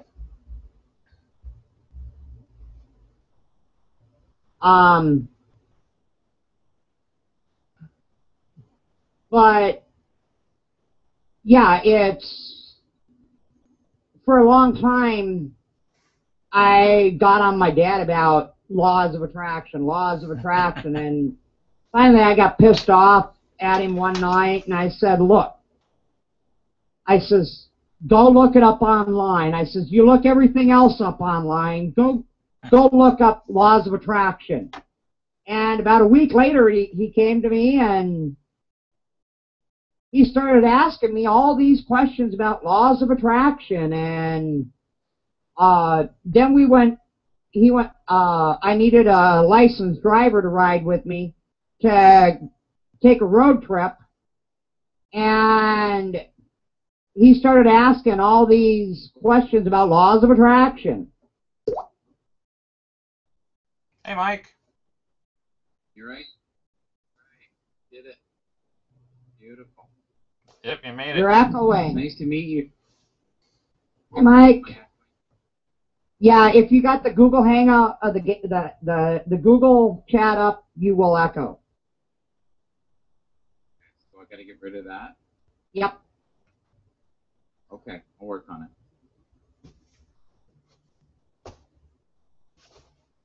Is that better? As far as I can tell. Still seems to echo, and I don't know why. You seem to echo a little bit too. I can mute myself or something. I don't know who's coming in on. I don't think it's me. I don't hear it echoing now. Nope. We good? Yep, we're good. Beautiful.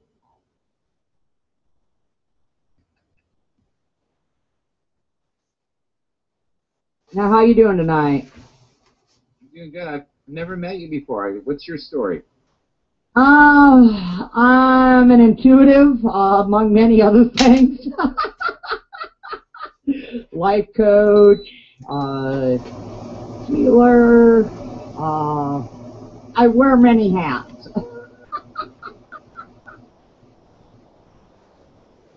We're very similar. No. You seem like a very deeply spiritual person. Infinite light, love. If I can actually feel your heart chakra. I don't know as if I would say I'm very grounded at the moment. 2014 has been, well, let's just say it's been fucking intense. It's after hours. I'll say it. It's been intense. I've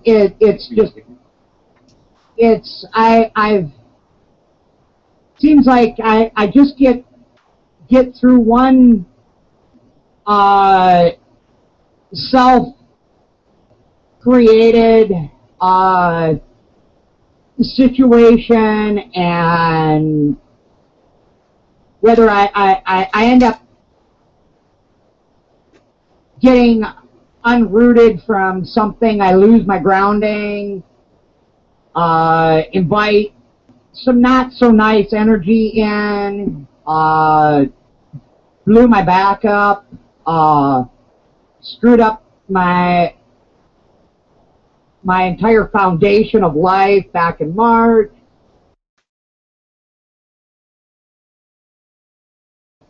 decided to tear the hell out of my leg, which is also root-based. Had some more heart-based issues. Some sixth and seventh chakra-based issues. I've been all over the place. Sure. I seem to be not rambling, but you're doing kind of like a drum solo thing. But I sense from you it's been more love issues, heart issues, betrayal. That even makes you a little anxious as we talk. That love life. That's kind of like yeah. It's what my that's kind of like the story of my life. I either have problems with my root, or my life problems. It bounces between root chakra and heart chakra, primarily, but occasionally throat in there as well. But that's a very accurate. Very accurate. You know, there's been some betrayal in there. There's been some grounding. You and I vibrationally are very similar. Very similar. Now, Dave, that's a different world. But Dave and I get along. We are definitely polar opposites in many ways. But Dave reminds me of a dear friend of mine, so I've always felt very connected to Dave since Dave went. But with you and I, believe it or not, energetically are very similar. So when I tune into you, I feel like I'm feeling myself. More of myself when I was ungrounded, deeply confused at times, oversensitive, over-emotional, overthinking. I was there for a very long time. Well, my plan is I'm not going to stay ungrounded long. I get this as part of your path, though. It's almost like a humbling part. I've been through that, and I think you know this too, that the current right now in the universe is very strong. Very strong, and it just keeps increasing. And as we do that, it's almost like we shake off the old scars, the pain, the suffering. It's very hard for many people to get through this time. Even people in the inner circle, I notice, are really suffering and dealing with the old battle scars, dealing with the chatter in the brain non-stop. And with you, I deeply get that you're a seeker, and that you love. You're deeply loved. Like you jump in without a parachute, love. You don't care if you hit the ground, love. There is no backup plan, love. That's you. And you don't let many people in fully, but if someone is lucky enough, and this is how you're a little bit like Dave. Dave doesn't let many people in. But when he does, if you're lucky enough, he's very loyal. I get you're intensely loyal. To the point of almost destroying yourself to save someone. Right now that you're the grounding force for a lot of people. My nickname, oddly enough, is Free Spirit. Is this too much?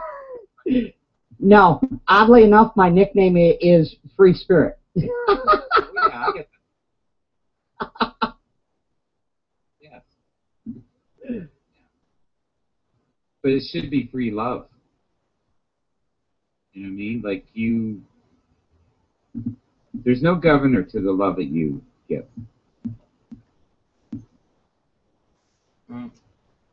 I'm pretty stingy about, I give it, but and I feel that. A lot of times I don't get it back.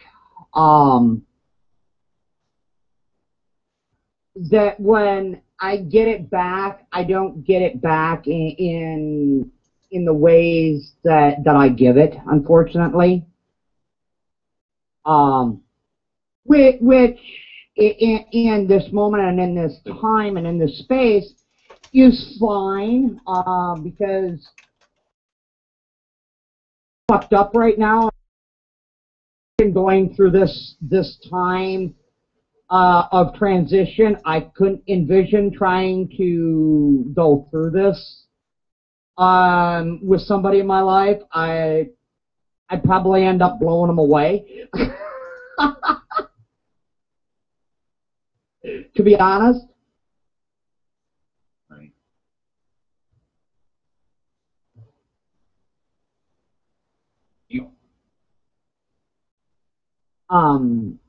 But that's just me. You want that connection. I sense that from you. You want to be connected to someone.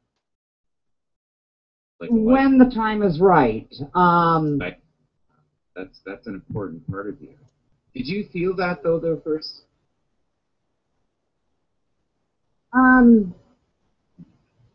I know that 2014. David, how is this sounding to you? Does it sound good?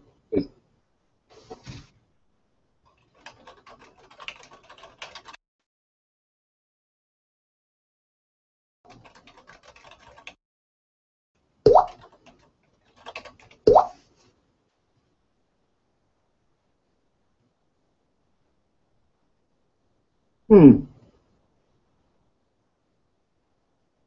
I still there? Yeah, you're still here. Hello? Yeah, you're here. Okay.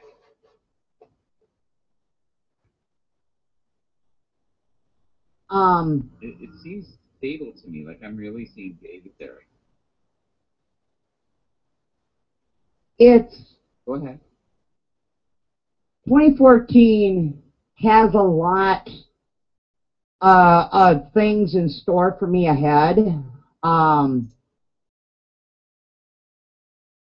I just, I choose not to jump out and look and see what is there in 2014. In that, do I have that capability? Yeah, I do. Welcome, guest. I just am not ready to look into jumping out to seeing what is there in matters of the heart. I'm very good at looking into that. And I'm very capable of looking into what's ahead for me. I just choose not that I don't want to know what is laying ahead for me in matters of the heart, because I know what is coming. I just know that I'm not yet ready for that. I got a lot of shit to fix first.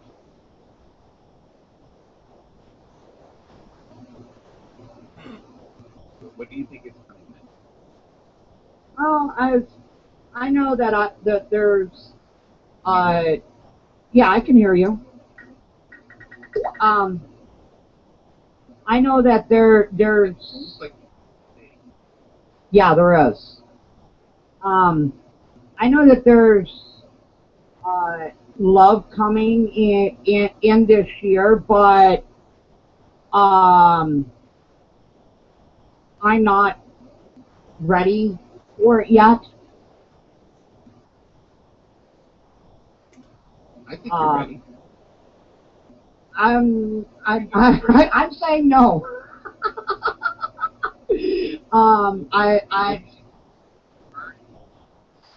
Heart is saying yes. Your mind is saying yes. My mind and my the logical part doesn't want to. Right? That part of me that the mind is the one exactly that is saying, oh no, not yet, nope, nope, nope, nope, nope, nope. Exactly. You know, I've put my heart back together. I put my heart back together too many times. Yeah, surrender. Stay with me though. Surrender. Can you do that? Just say surrender. I surrendered long ago. Say surrender. Just for surrender. No, not if I heard you haven't. No. Breathe. Surrender. Love. Nurture yourself. Let it unfold. You're worthy. I am worthy. Say I'm worthy. I am worthy. I am infinite light. I am infinite love. I'm connected to the highest source. I am beauty. You are all those things. You were made by the hands of God. I don't know what you believe, but you are definitely. You're an instrument. You help other people. You are worthy. Now, Dave, we don't know. Is he worthy? You. Sure he is. Dave, you look good today. You're all cleaned up. Look at that. I barely knew who he was. I was like, who's that guy? Hold on. What a glorious day. So who is the guest, by the way? I don't know who that was.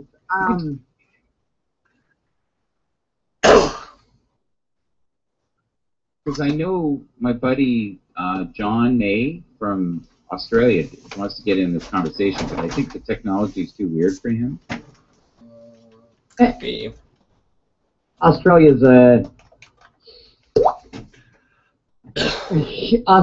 just different.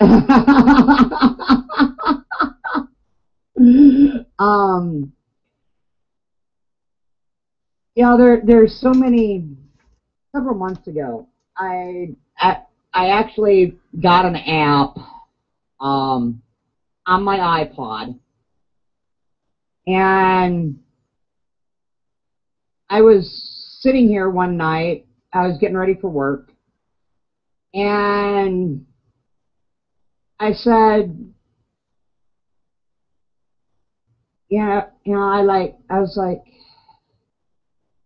I said to the universe, this is, I really am questioning about love. What are the possibilities? And ordinarily, I don't consult cards and I don't use cards in any readings or anything. And the Lover's card popped up, not once, but 3 days in succession on the app. I feel that. Which I thought was quite ironic. And then I went to one of my Oracle decks, and I got very similar from that as well. And I know about when it's gonna happen. Do I want it to happen? Yes. I don't know. I've been I've been single too damn long. Yeah. But you know why? That's all that is. Yeah, exactly. I would agree with you there. Yeah, I would agree with you. Yeah, you are worthy. There's so much. You have so much to give. You have the capacity to give.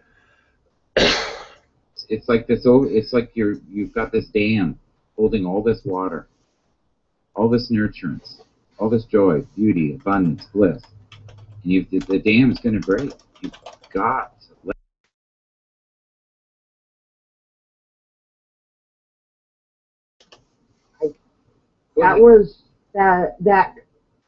That all goes back to breaking down the poverty consciousness, breaking through that poverty consciousness. Once that poverty consciousness is broke down and removed, then abundance and beauty can come into being.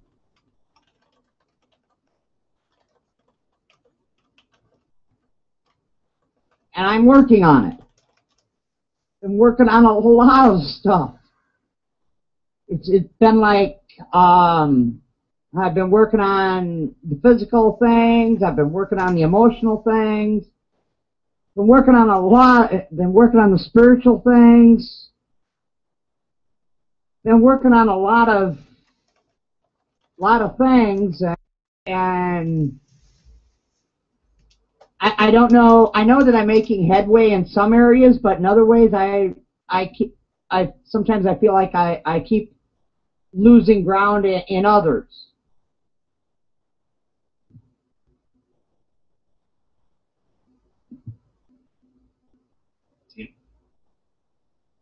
But I'd like to hear it from you. Do you want to know what I think it is? Mm-mm. No? You don't want to know what I think? Yeah. Yeah, I'd like to hear it. I'd like to hear it. You do? It's fear. It's just fear. That's all it is. It's so ready to unfold. I feel it. Go ahead. That would be consistent with what. Yeah, and that would be consistent with what 2014 has been about. It's I get to a certain point, and then I fall flat on my face, and then I just get crawling back up out of that hole, and I just peek my head up, and then I fall back down again. Case lay down. But that's it's been really it's been a real educating. That's great. It's but the lessons that I've learned through all this, I don't think I would have learned any other way. And right, but you know what? You've learned enough lessons. It's now time to take action. Because you know what? There's this thing called mud, and I think your ankles are in it. And sometimes it's up to your knees, and I think it's up to sometimes your nose, right? And then you start saying horrible things to yourself, and that's where all the pain comes from. That's where all the doubt comes from. That's where all the fear comes from. You are worthy. You are divine perfection. You are not broken. You are infinite. You are a pulse in the universe. You are worthy of love. Say it. I am worthy of love. I am worthy of love. I am love. I am ever flowing. God loves me. I'm part of this intricate circle. Dave is love. Sometimes he's love. Sometimes he's wondering what the hell I'm doing. But life goes on. You're going to see Dave's look right there. It's just like, Mike, please, for God's sake, let her go. Let her go, Mike. She's choking. I know. She's choking there, brother. Let her go. Let her breathe for a while. I'm coming from love. Do you get that? Yeah. Oh yeah. You get that? Do you feel the love, Dave? I don't think Dave's feeling the love with me. Whatever he's on, I want double. That's what he's saying. Oh, he's yawning.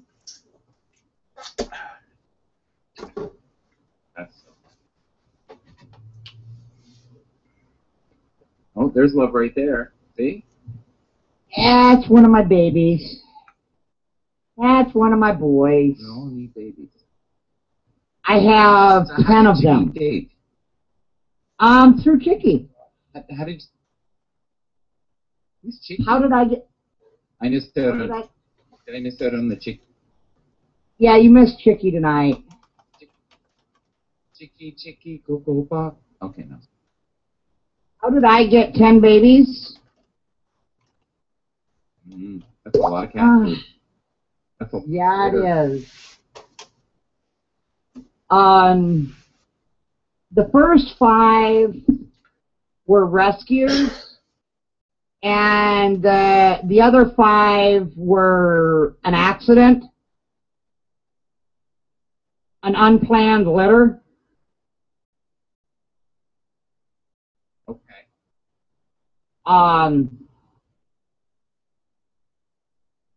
And fortunately, the fabulous. Fortunately, the fabulous 5 are all sleeping. In fact, almost everybody is sleeping except Mr. Chase here.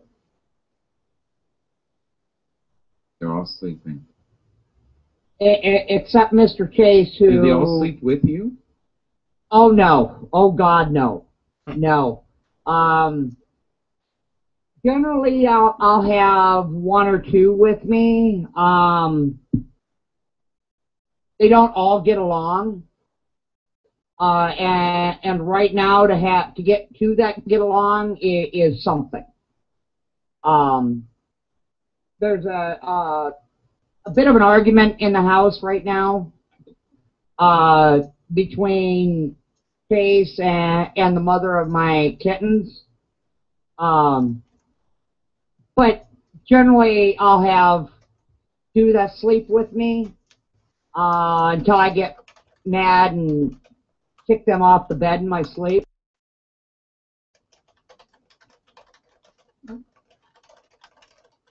But the kittens, they're all the kittens are in a pile.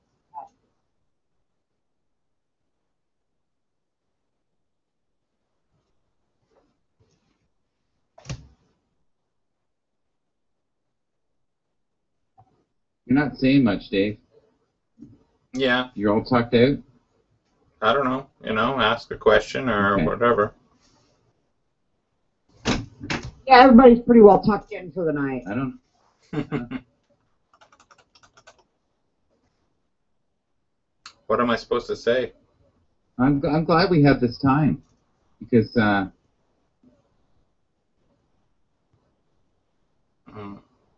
okay, there is a gap. Might be. I watched you on Intermix last night. Was it last night or the night before? Yeah. Well, thank you for watching.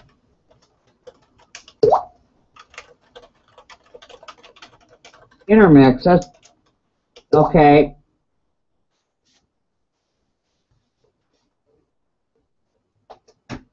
Whatever that is. That's okay. So I want to go.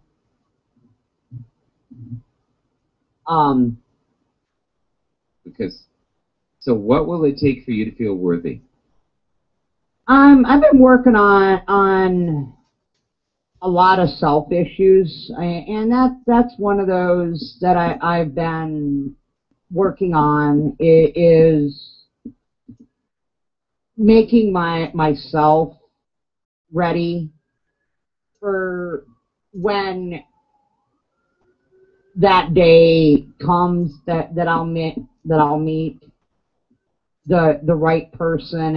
And I was actually the other day, one of my friends from the northern part of the state, we're talking on Skype, and she had called me to notify me about her wedding, and she's like, "You gonna bring somebody?" And I'm like, "Most likely not. You should know me by now." And she's like, "When you gonna get off that singles wagon and join the rest of the world. And I says, when the time is right, you know. And I says, I'm not like a lot of my classmates and a lot of my friends that they got to get married and divorced 2 or 3 or 4 times. I says, you know, he says, I'm happily divorced. And then I got to thinking about this the other day, yesterday, actually, as a matter of fact. A lot of the paperwork that I've been filling out the last little bit all have the same question about marital status. And I'm like, I keep wanting to write on there in big letters, happily divorced. And then I got to thinking about it. Am I really happily divorced? You know, and it's like,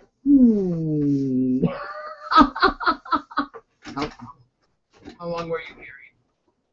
2.5 long years we were together, but we're actually married.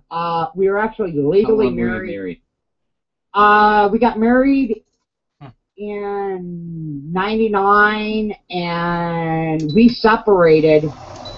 We physically separated in actually 95 we got together. No, 94 we started dating. 95 we got married. 96 or 97 we separated. I've been single a long time.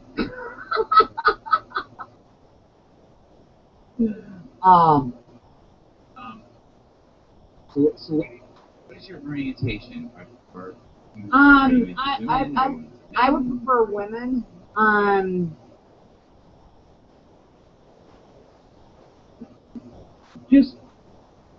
But it's like, I'm somewhere between bi and lesbian. I'm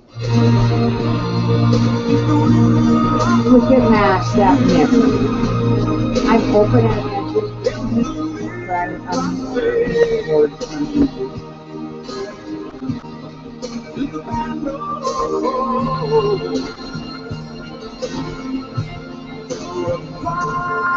That was a hearing test.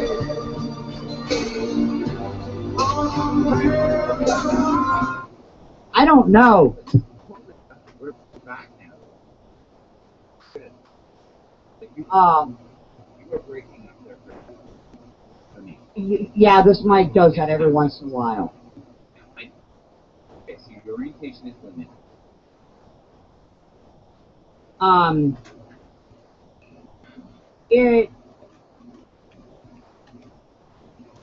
don't know. Some people tell me that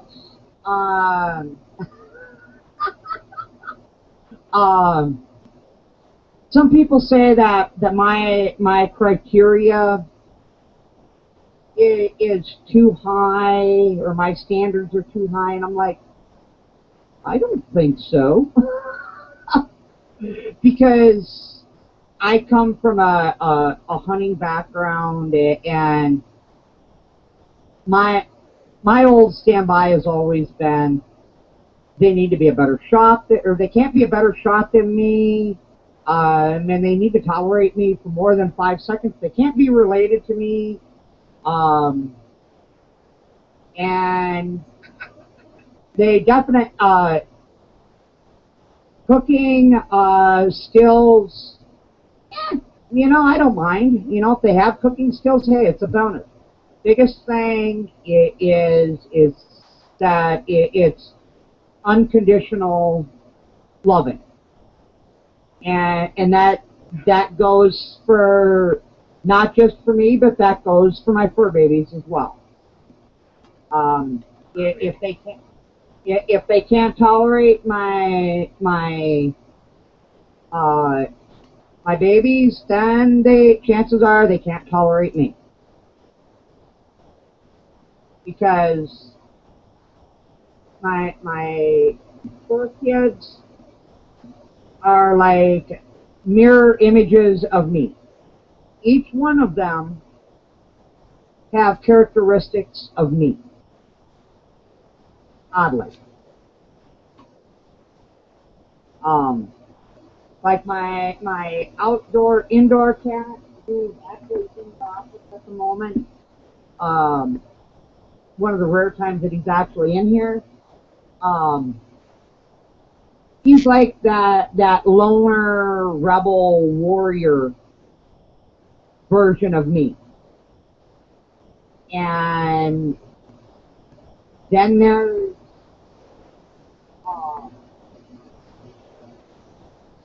like the kitten that just got up and walking around in their room. He's that Indian in me. And it's like each one of my fur babies, they all teach me and show me so many things about me. And it's like, it's just so weird. And sometimes I often sit back and think, you know, sometimes I almost want to quit working with people and want to work with animals, because I understand animals better than I do people. You know why? Because it's unconditional love, and that's what you see. That's what you want in all levels of your life, is unconditional love. And that would make sense. Oh, and that would make sense. You know. Is the echo better now? Oh yeah, it's gone. Dave, is the echo better now? Yeah. Sorry. You know what was happening? It was going through my laptop. It probably sounds a lot better. Yes, you do. Sexier. That's what I think. Sexy and cool. Dave? Okay.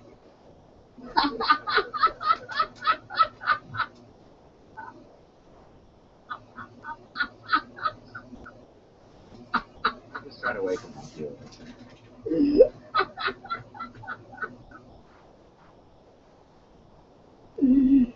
Oh my. Oh, this is not funny. Look at his face. Does that look You can definitely. Is it a full moon tonight? My. You know, it's Canada Day. Yeah, but I ain't in Canada. It's like I ain't in Canada. I'm only 8 hours away. We're having a better forward.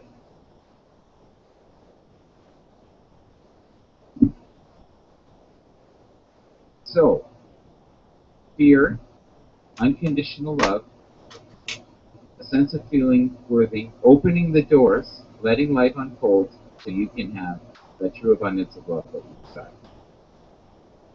And don't let the past mistakes stop you from living the exquisite future that you desire. Ask Dave right there.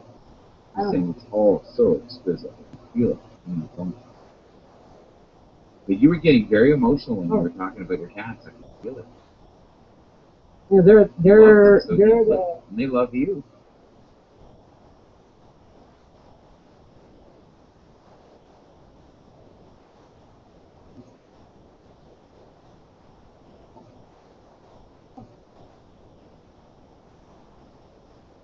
She's the cat whisperer. I talk to cats because they're so strong-willed, and most people don't understand cats, and I do. But I also understand canines too.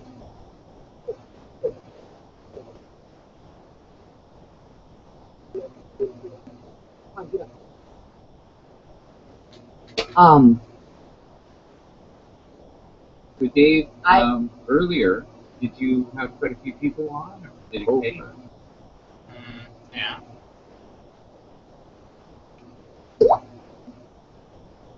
I'll take that as yes.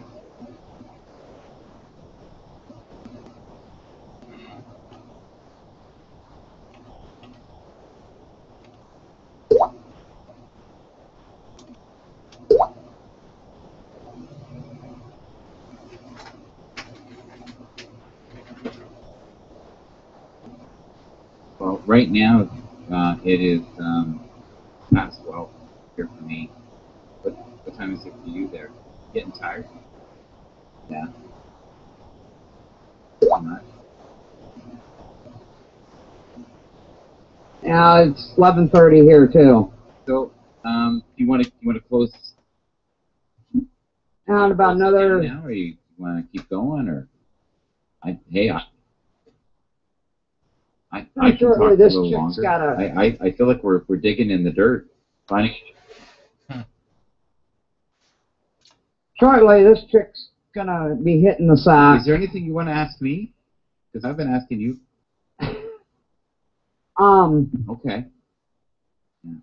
I'm thinking. So, but, how did you get our interaction tonight? Curious as to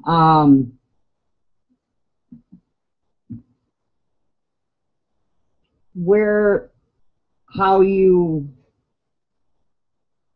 Obviously, you're an empath. Otherwise, you would have picked up on where I'm at.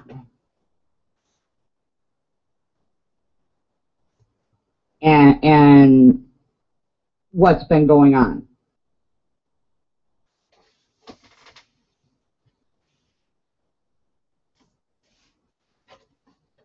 Did he crash?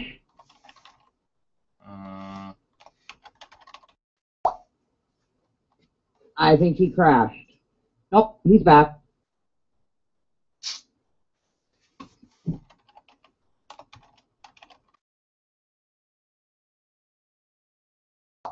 Back. I'm back, and I'm all the time. Okay. You're obviously an empath, aren't you, Mike? Laughter is beautiful, isn't it? Oh, trust me. Some people think I'm an idiot, but it all depends who you talk to.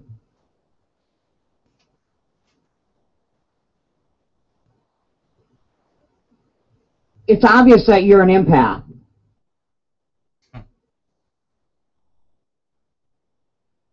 Yeah, we're definitely doing like, oh, okay, all right, keep moving forward.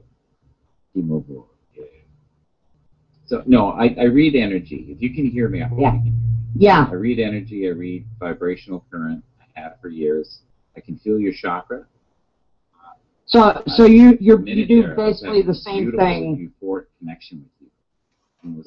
So you do the same thing that I do then, basically.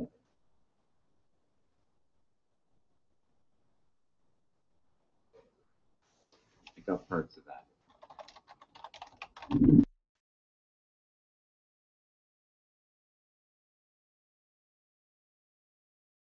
The same thing that I do then. Don't beat it. Okay. You do the same thing that I do then. Vibrationally, very the same. The only difference, well, somewhat. Yes, somewhat. The only difference is I do a lot more coaching. Yes. Your energy is very, very strong. But I do also see that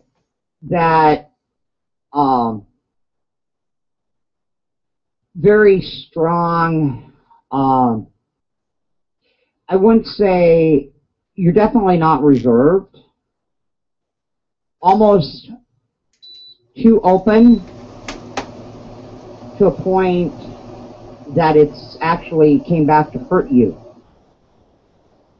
at times, and almost too giving to a point that it's actually hurt you. And that's when you get into that point of that giving is a problem, and it starts causing problems. That's when you got to kind of reel things in, and that was kind of when I started giving too much, that it started hurting, and that ultimate give till it hurts, and then give more. Well, I kept giving and giving, and then I ended up falling flat on my face, and I ended up having nothing in reserve for me.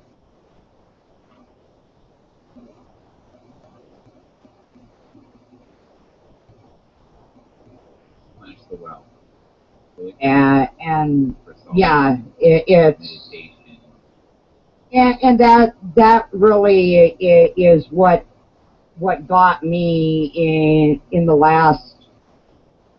I've been going through cycles over the last couple months that sometimes I'm not able to ground and center and meditate, and other times I'll go into a 4, 5, 6 hour meditation, and then I'll come out. Oh, big time. Big time moments of euphoria, and it's just like, oh my God, and then I'll go through those down cycles and not have enough. Then I'll have those moments that I don't have enough energy to pop a kernel of popcorn.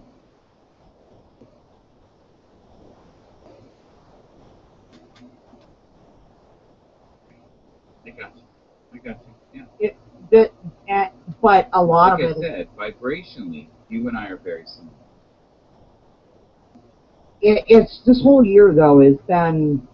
Very similar. It's it's been very. It's been really strange. I mean, it's the only way to put it. To say strange is just that. I mean, I can't put it any other way, but I know and I believe that the last quarter of 2014 is going to be incredibly fast-paced for me, and the beauty of it is far beyond anything that one can envision.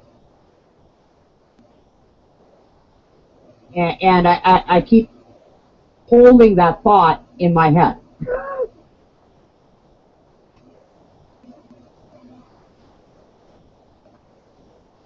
Well, I see things getting better if you can release the fear. You can release the fear, and you can forgive and let go of the baggage from the past. Will open a new doors to discovering the higher self of you. Right now, you're in more of a funk or a lower vibration, and get into the high vibration. And you do in meditation. I know you do. And you have that moment of euphoria, and you go, now that's connected. That's God. That's spirit. That's beauty. That's essence. That's the pulse of living. Yeah, and that's where I've been doing a lot more thought-based and a lot more, as screwed up or scary as it might sound, a lot more thinking and meditative based stuff over the last while than I had been, and seeing where things are presently at, where things were at, and it's very strange because a year ago at this time I was in a very similar situation. I was very close to an anniversary date. That wasn't a happy anniversary, and it was. I won't say fear based because it wasn't fear based. What it is that the 7th, it will be 3 years since I lost my leg. And early this year, and I actually went back with and did some through meditation and because I do periodically study my dreams and the symbology of them. I noticed a correlation that back in February of 11, I had seen that in a vision that I was going to lose my leg. Well, laws of attraction, you know, it happened. And I had that dream in 2011. I had that vision about my left leg 3 times. Well, it happened. And then now in 2014, in May, right around the same time, I ended up screwing up my knee, give or take a few days. I ended up right around the same time as I had screwed up my foot before they ended up taking the leg. And now I'm back. I'm at. Oh yeah, big time, big time. Yeah, you're still there. I can feel it. Vibration. You're still breathing that, and that's going to take time. That will not. It's going to be a long, hard process. You know, I don't know about that. Because I foresee within the next 15 months that I'll be back walking. Hey, we're worthy. I actually had a vision regarding this, and this was actually. I wasn't the only one that seen this. Somebody else did as well. Actually, a couple other people seen this, and their timeline and mine were not that far off. They had said right around the 18-month mark, and I said, you know, I don't know, maybe call me an overachiever, but I'm saying 15 months. And, you know, today I would like to say that physical therapy today was a success. I didn't get as much accomplished as what we had last week, but the fact that I went and I made every attempt, that in and of itself is a victory. That's a step in the right direction, in my eyes. Was I able to do everything that I did last week? No, I wasn't. But I also realized that I'm going to have those days.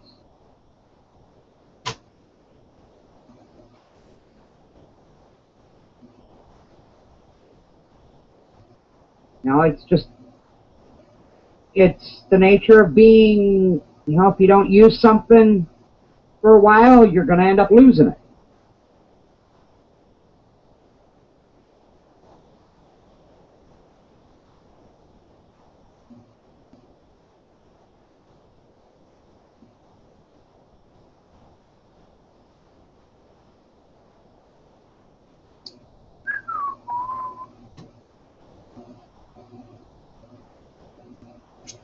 You went quiet.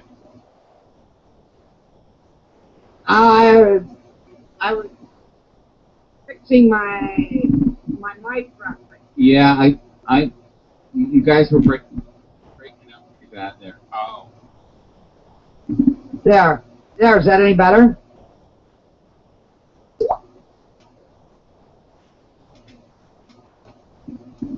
Hold on, let me try something.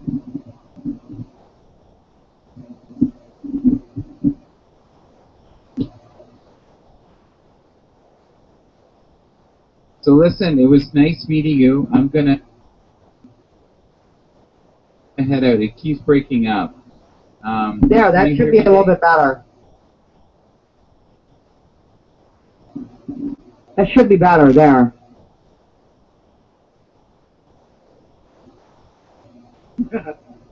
There. That should be a lot better.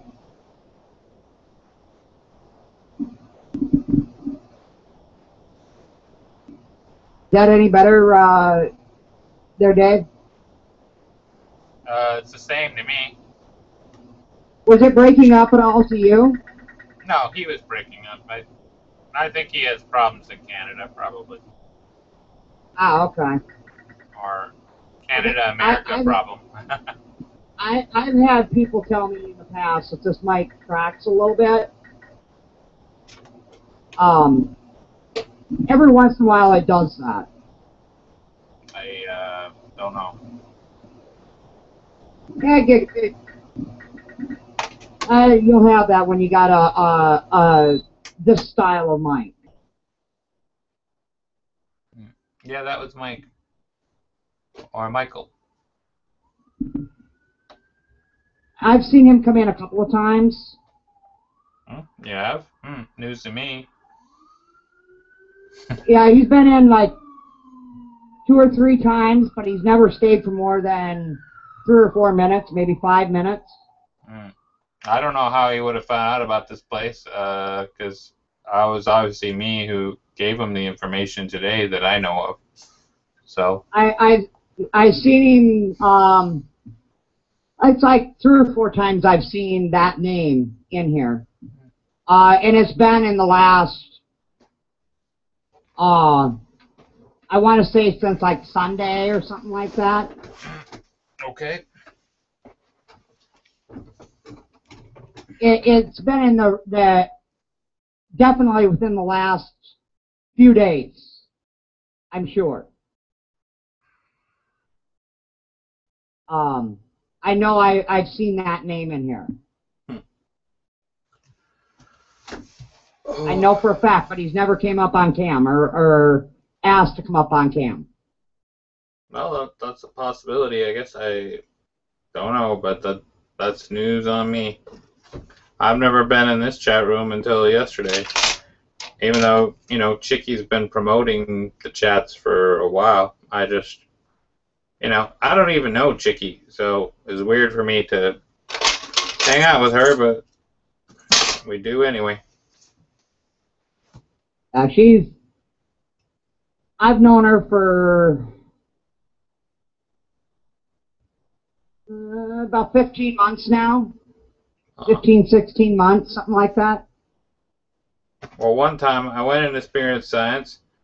I gave up my Facebook identity, and the next thing I know, she friends me, but she didn't even talk to me once in the chat room.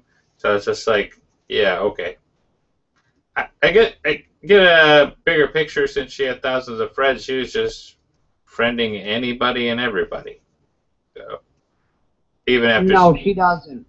Really? But no, she don't. Well, if she dropped so many, I figured she must have just been friending anybody and everybody. But I could be wrong. No, it's. I think a lot of it had to do with people that she had met either through napping, through work, mutual friends, and people along her travels here and there and everywhere. Not just through napping, but there's many facets to her, I think. Yeah, possible. I'm certainly on her radar more now, I would say. No, I don't. I've only met her once, and that was at a metaphysicians conference.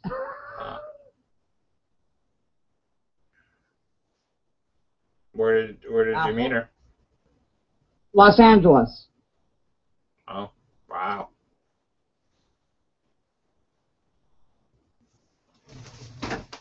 Yeah, that was a big weekend. You mean like the one that Bashar speaks at? The one in February? You mean that one? At the I Can Do It conference. Never heard of it. It was a big. It was out in Pasadena. I know that Bashar, it's like he does like the Conscious Life Expo, or Daryl/Bashar does. I think it's called. I think it's every February. I think, like, maybe I got it wrong or something. I don't know.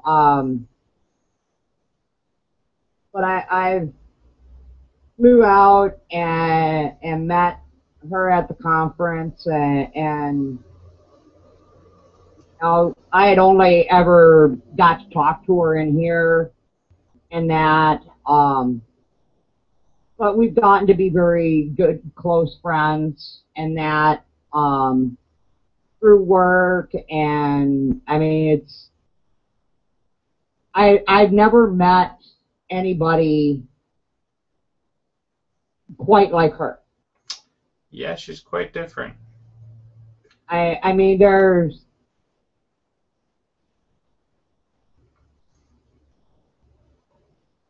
different ones are like, how do you explain the connection that I have with her? And I'm like, it's energy.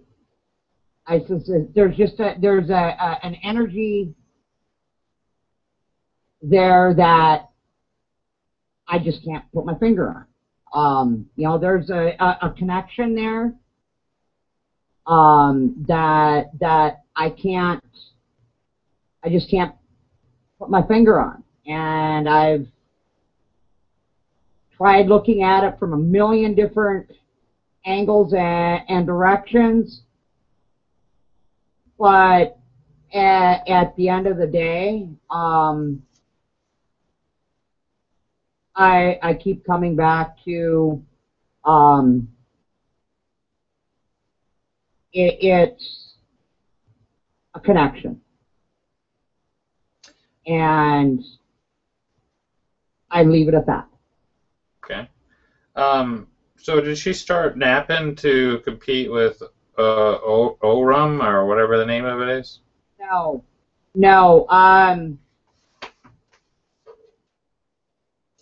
I came in napping had been around for a couple of years by the time I had came around. Well, I thought she owns it, or I got the impression it was hers. Yeah, it's her site. So you'd actually heard of it before you met her. That's what you're saying, or? I had never heard of Aranum before her. I had never heard of Nappin before her. And I came to work and started working at Aranum after meeting her. Otherwise, I most likely would have never even heard of Aranum. Under normal circumstances. So she put all these links on NAPM, and it's her trying to help out, I guess? There's different links up at the top. They go to different, like spirit science, and they're all interlinked. Yeah.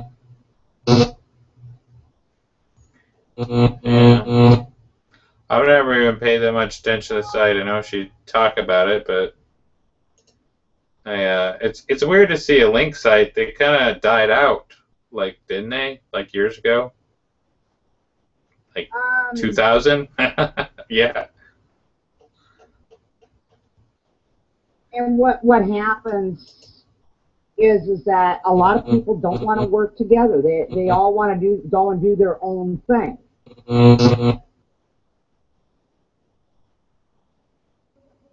And some people don't want to work with others. Some do. She's got a forum button that doesn't work, it looks like. I don't know, but I'm not a forums type person, so yeah. I haven't navigated a lot of the web page. Well, I finally did. Just talking to you is all curious. I don't get, when I'm at the computer, I'm usually either here, or if I'm on Facebook, you know, I might be logged in, but there's a fair chance I may not actually be at the computer. Or usually if somebody is trying to get my attention, I just tell them, you know, hey, just inbox me. If I'm at my computer, I will answer you quickly. Otherwise, I will get back to you as soon as I possibly can. You know, I got a lot of things going on in life today, and you know, 6 months ago, the computer, I would be in front of this thing from about 4 a.m. and 4 o'clock in the morning until 8, 9 o'clock at night. For a random or something? I would be in a random until about 3 or 4 o'clock in the afternoon, and then I'd be in here, or I would be in Facebook. But it just got to a point that I was like, you know, there's a life outside of this fucking box. That there's got to be a fucking life outside of this box. No, we don't have lives. We don't. And I got to that point that I just said, fuck it. And I started shutting my computer down at 9 o'clock at night and said, fuck it. It's good to have a plan. You know, I still spend way too much of my time in front of the computer anyway.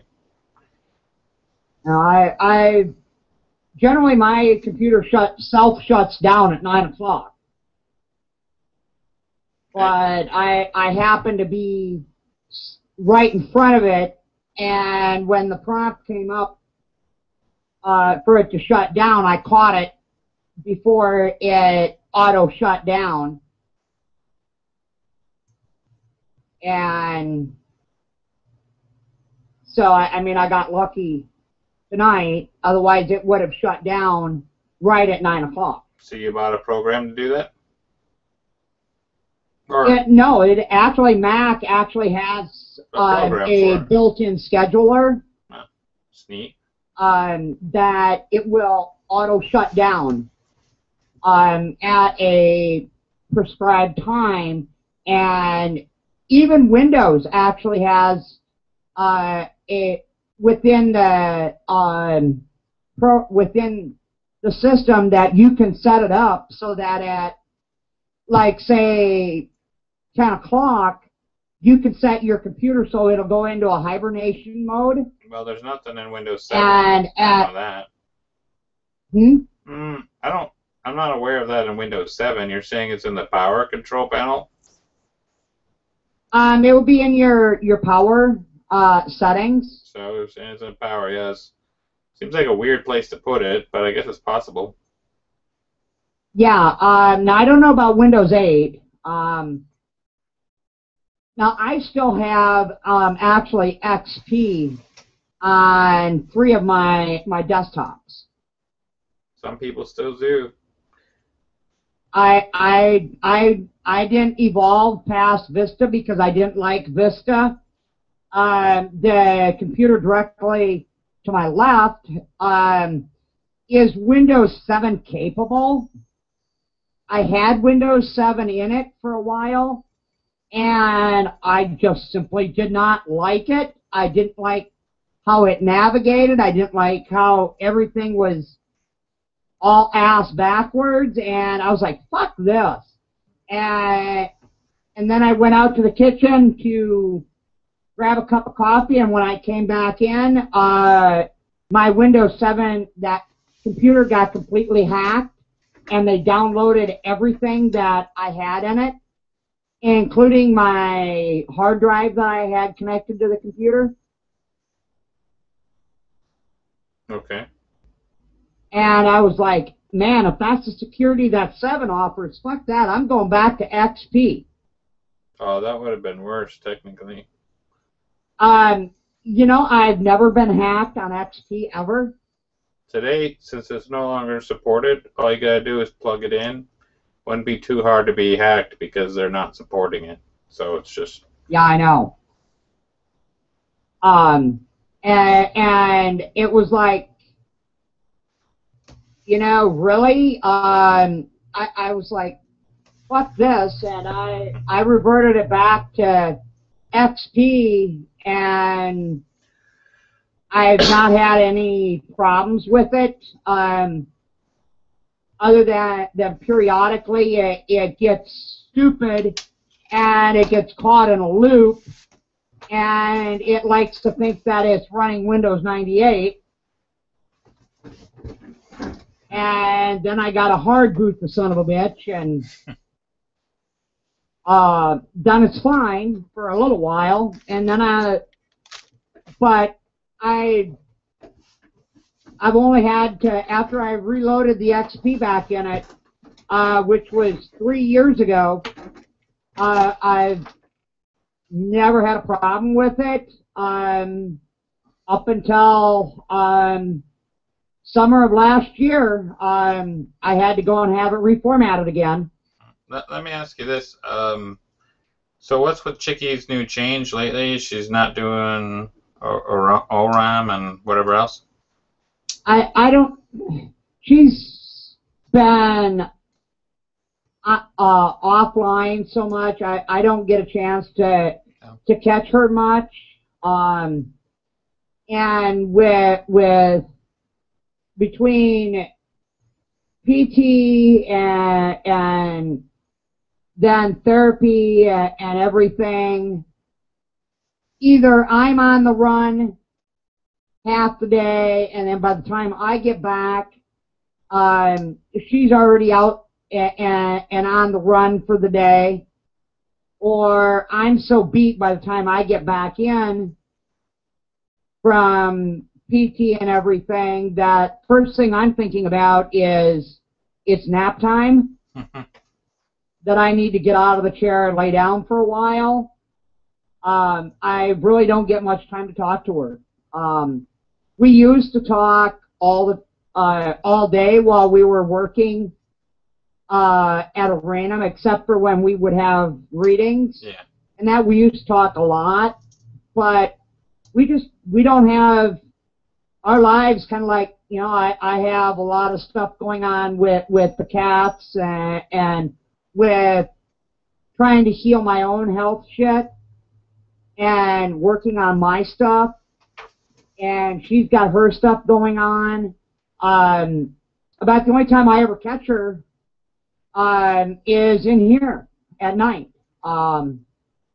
And when she told me that they were bringing back the evening chat, I was like, oh, cool.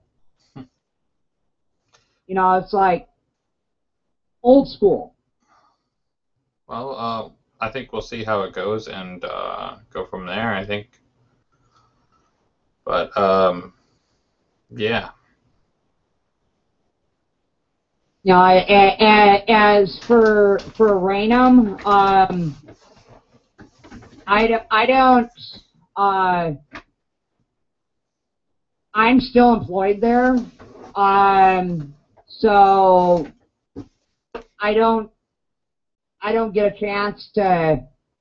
I mean, I haven't even had a chance to go and check and see if I even have any emails on my Raynham wall. Okay.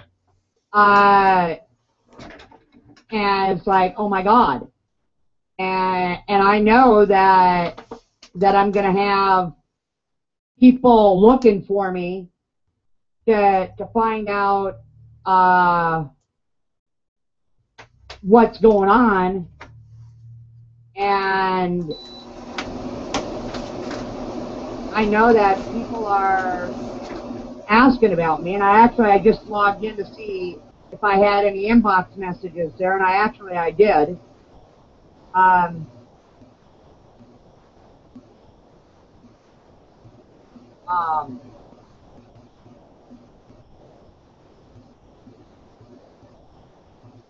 It's just been real crazy with everything.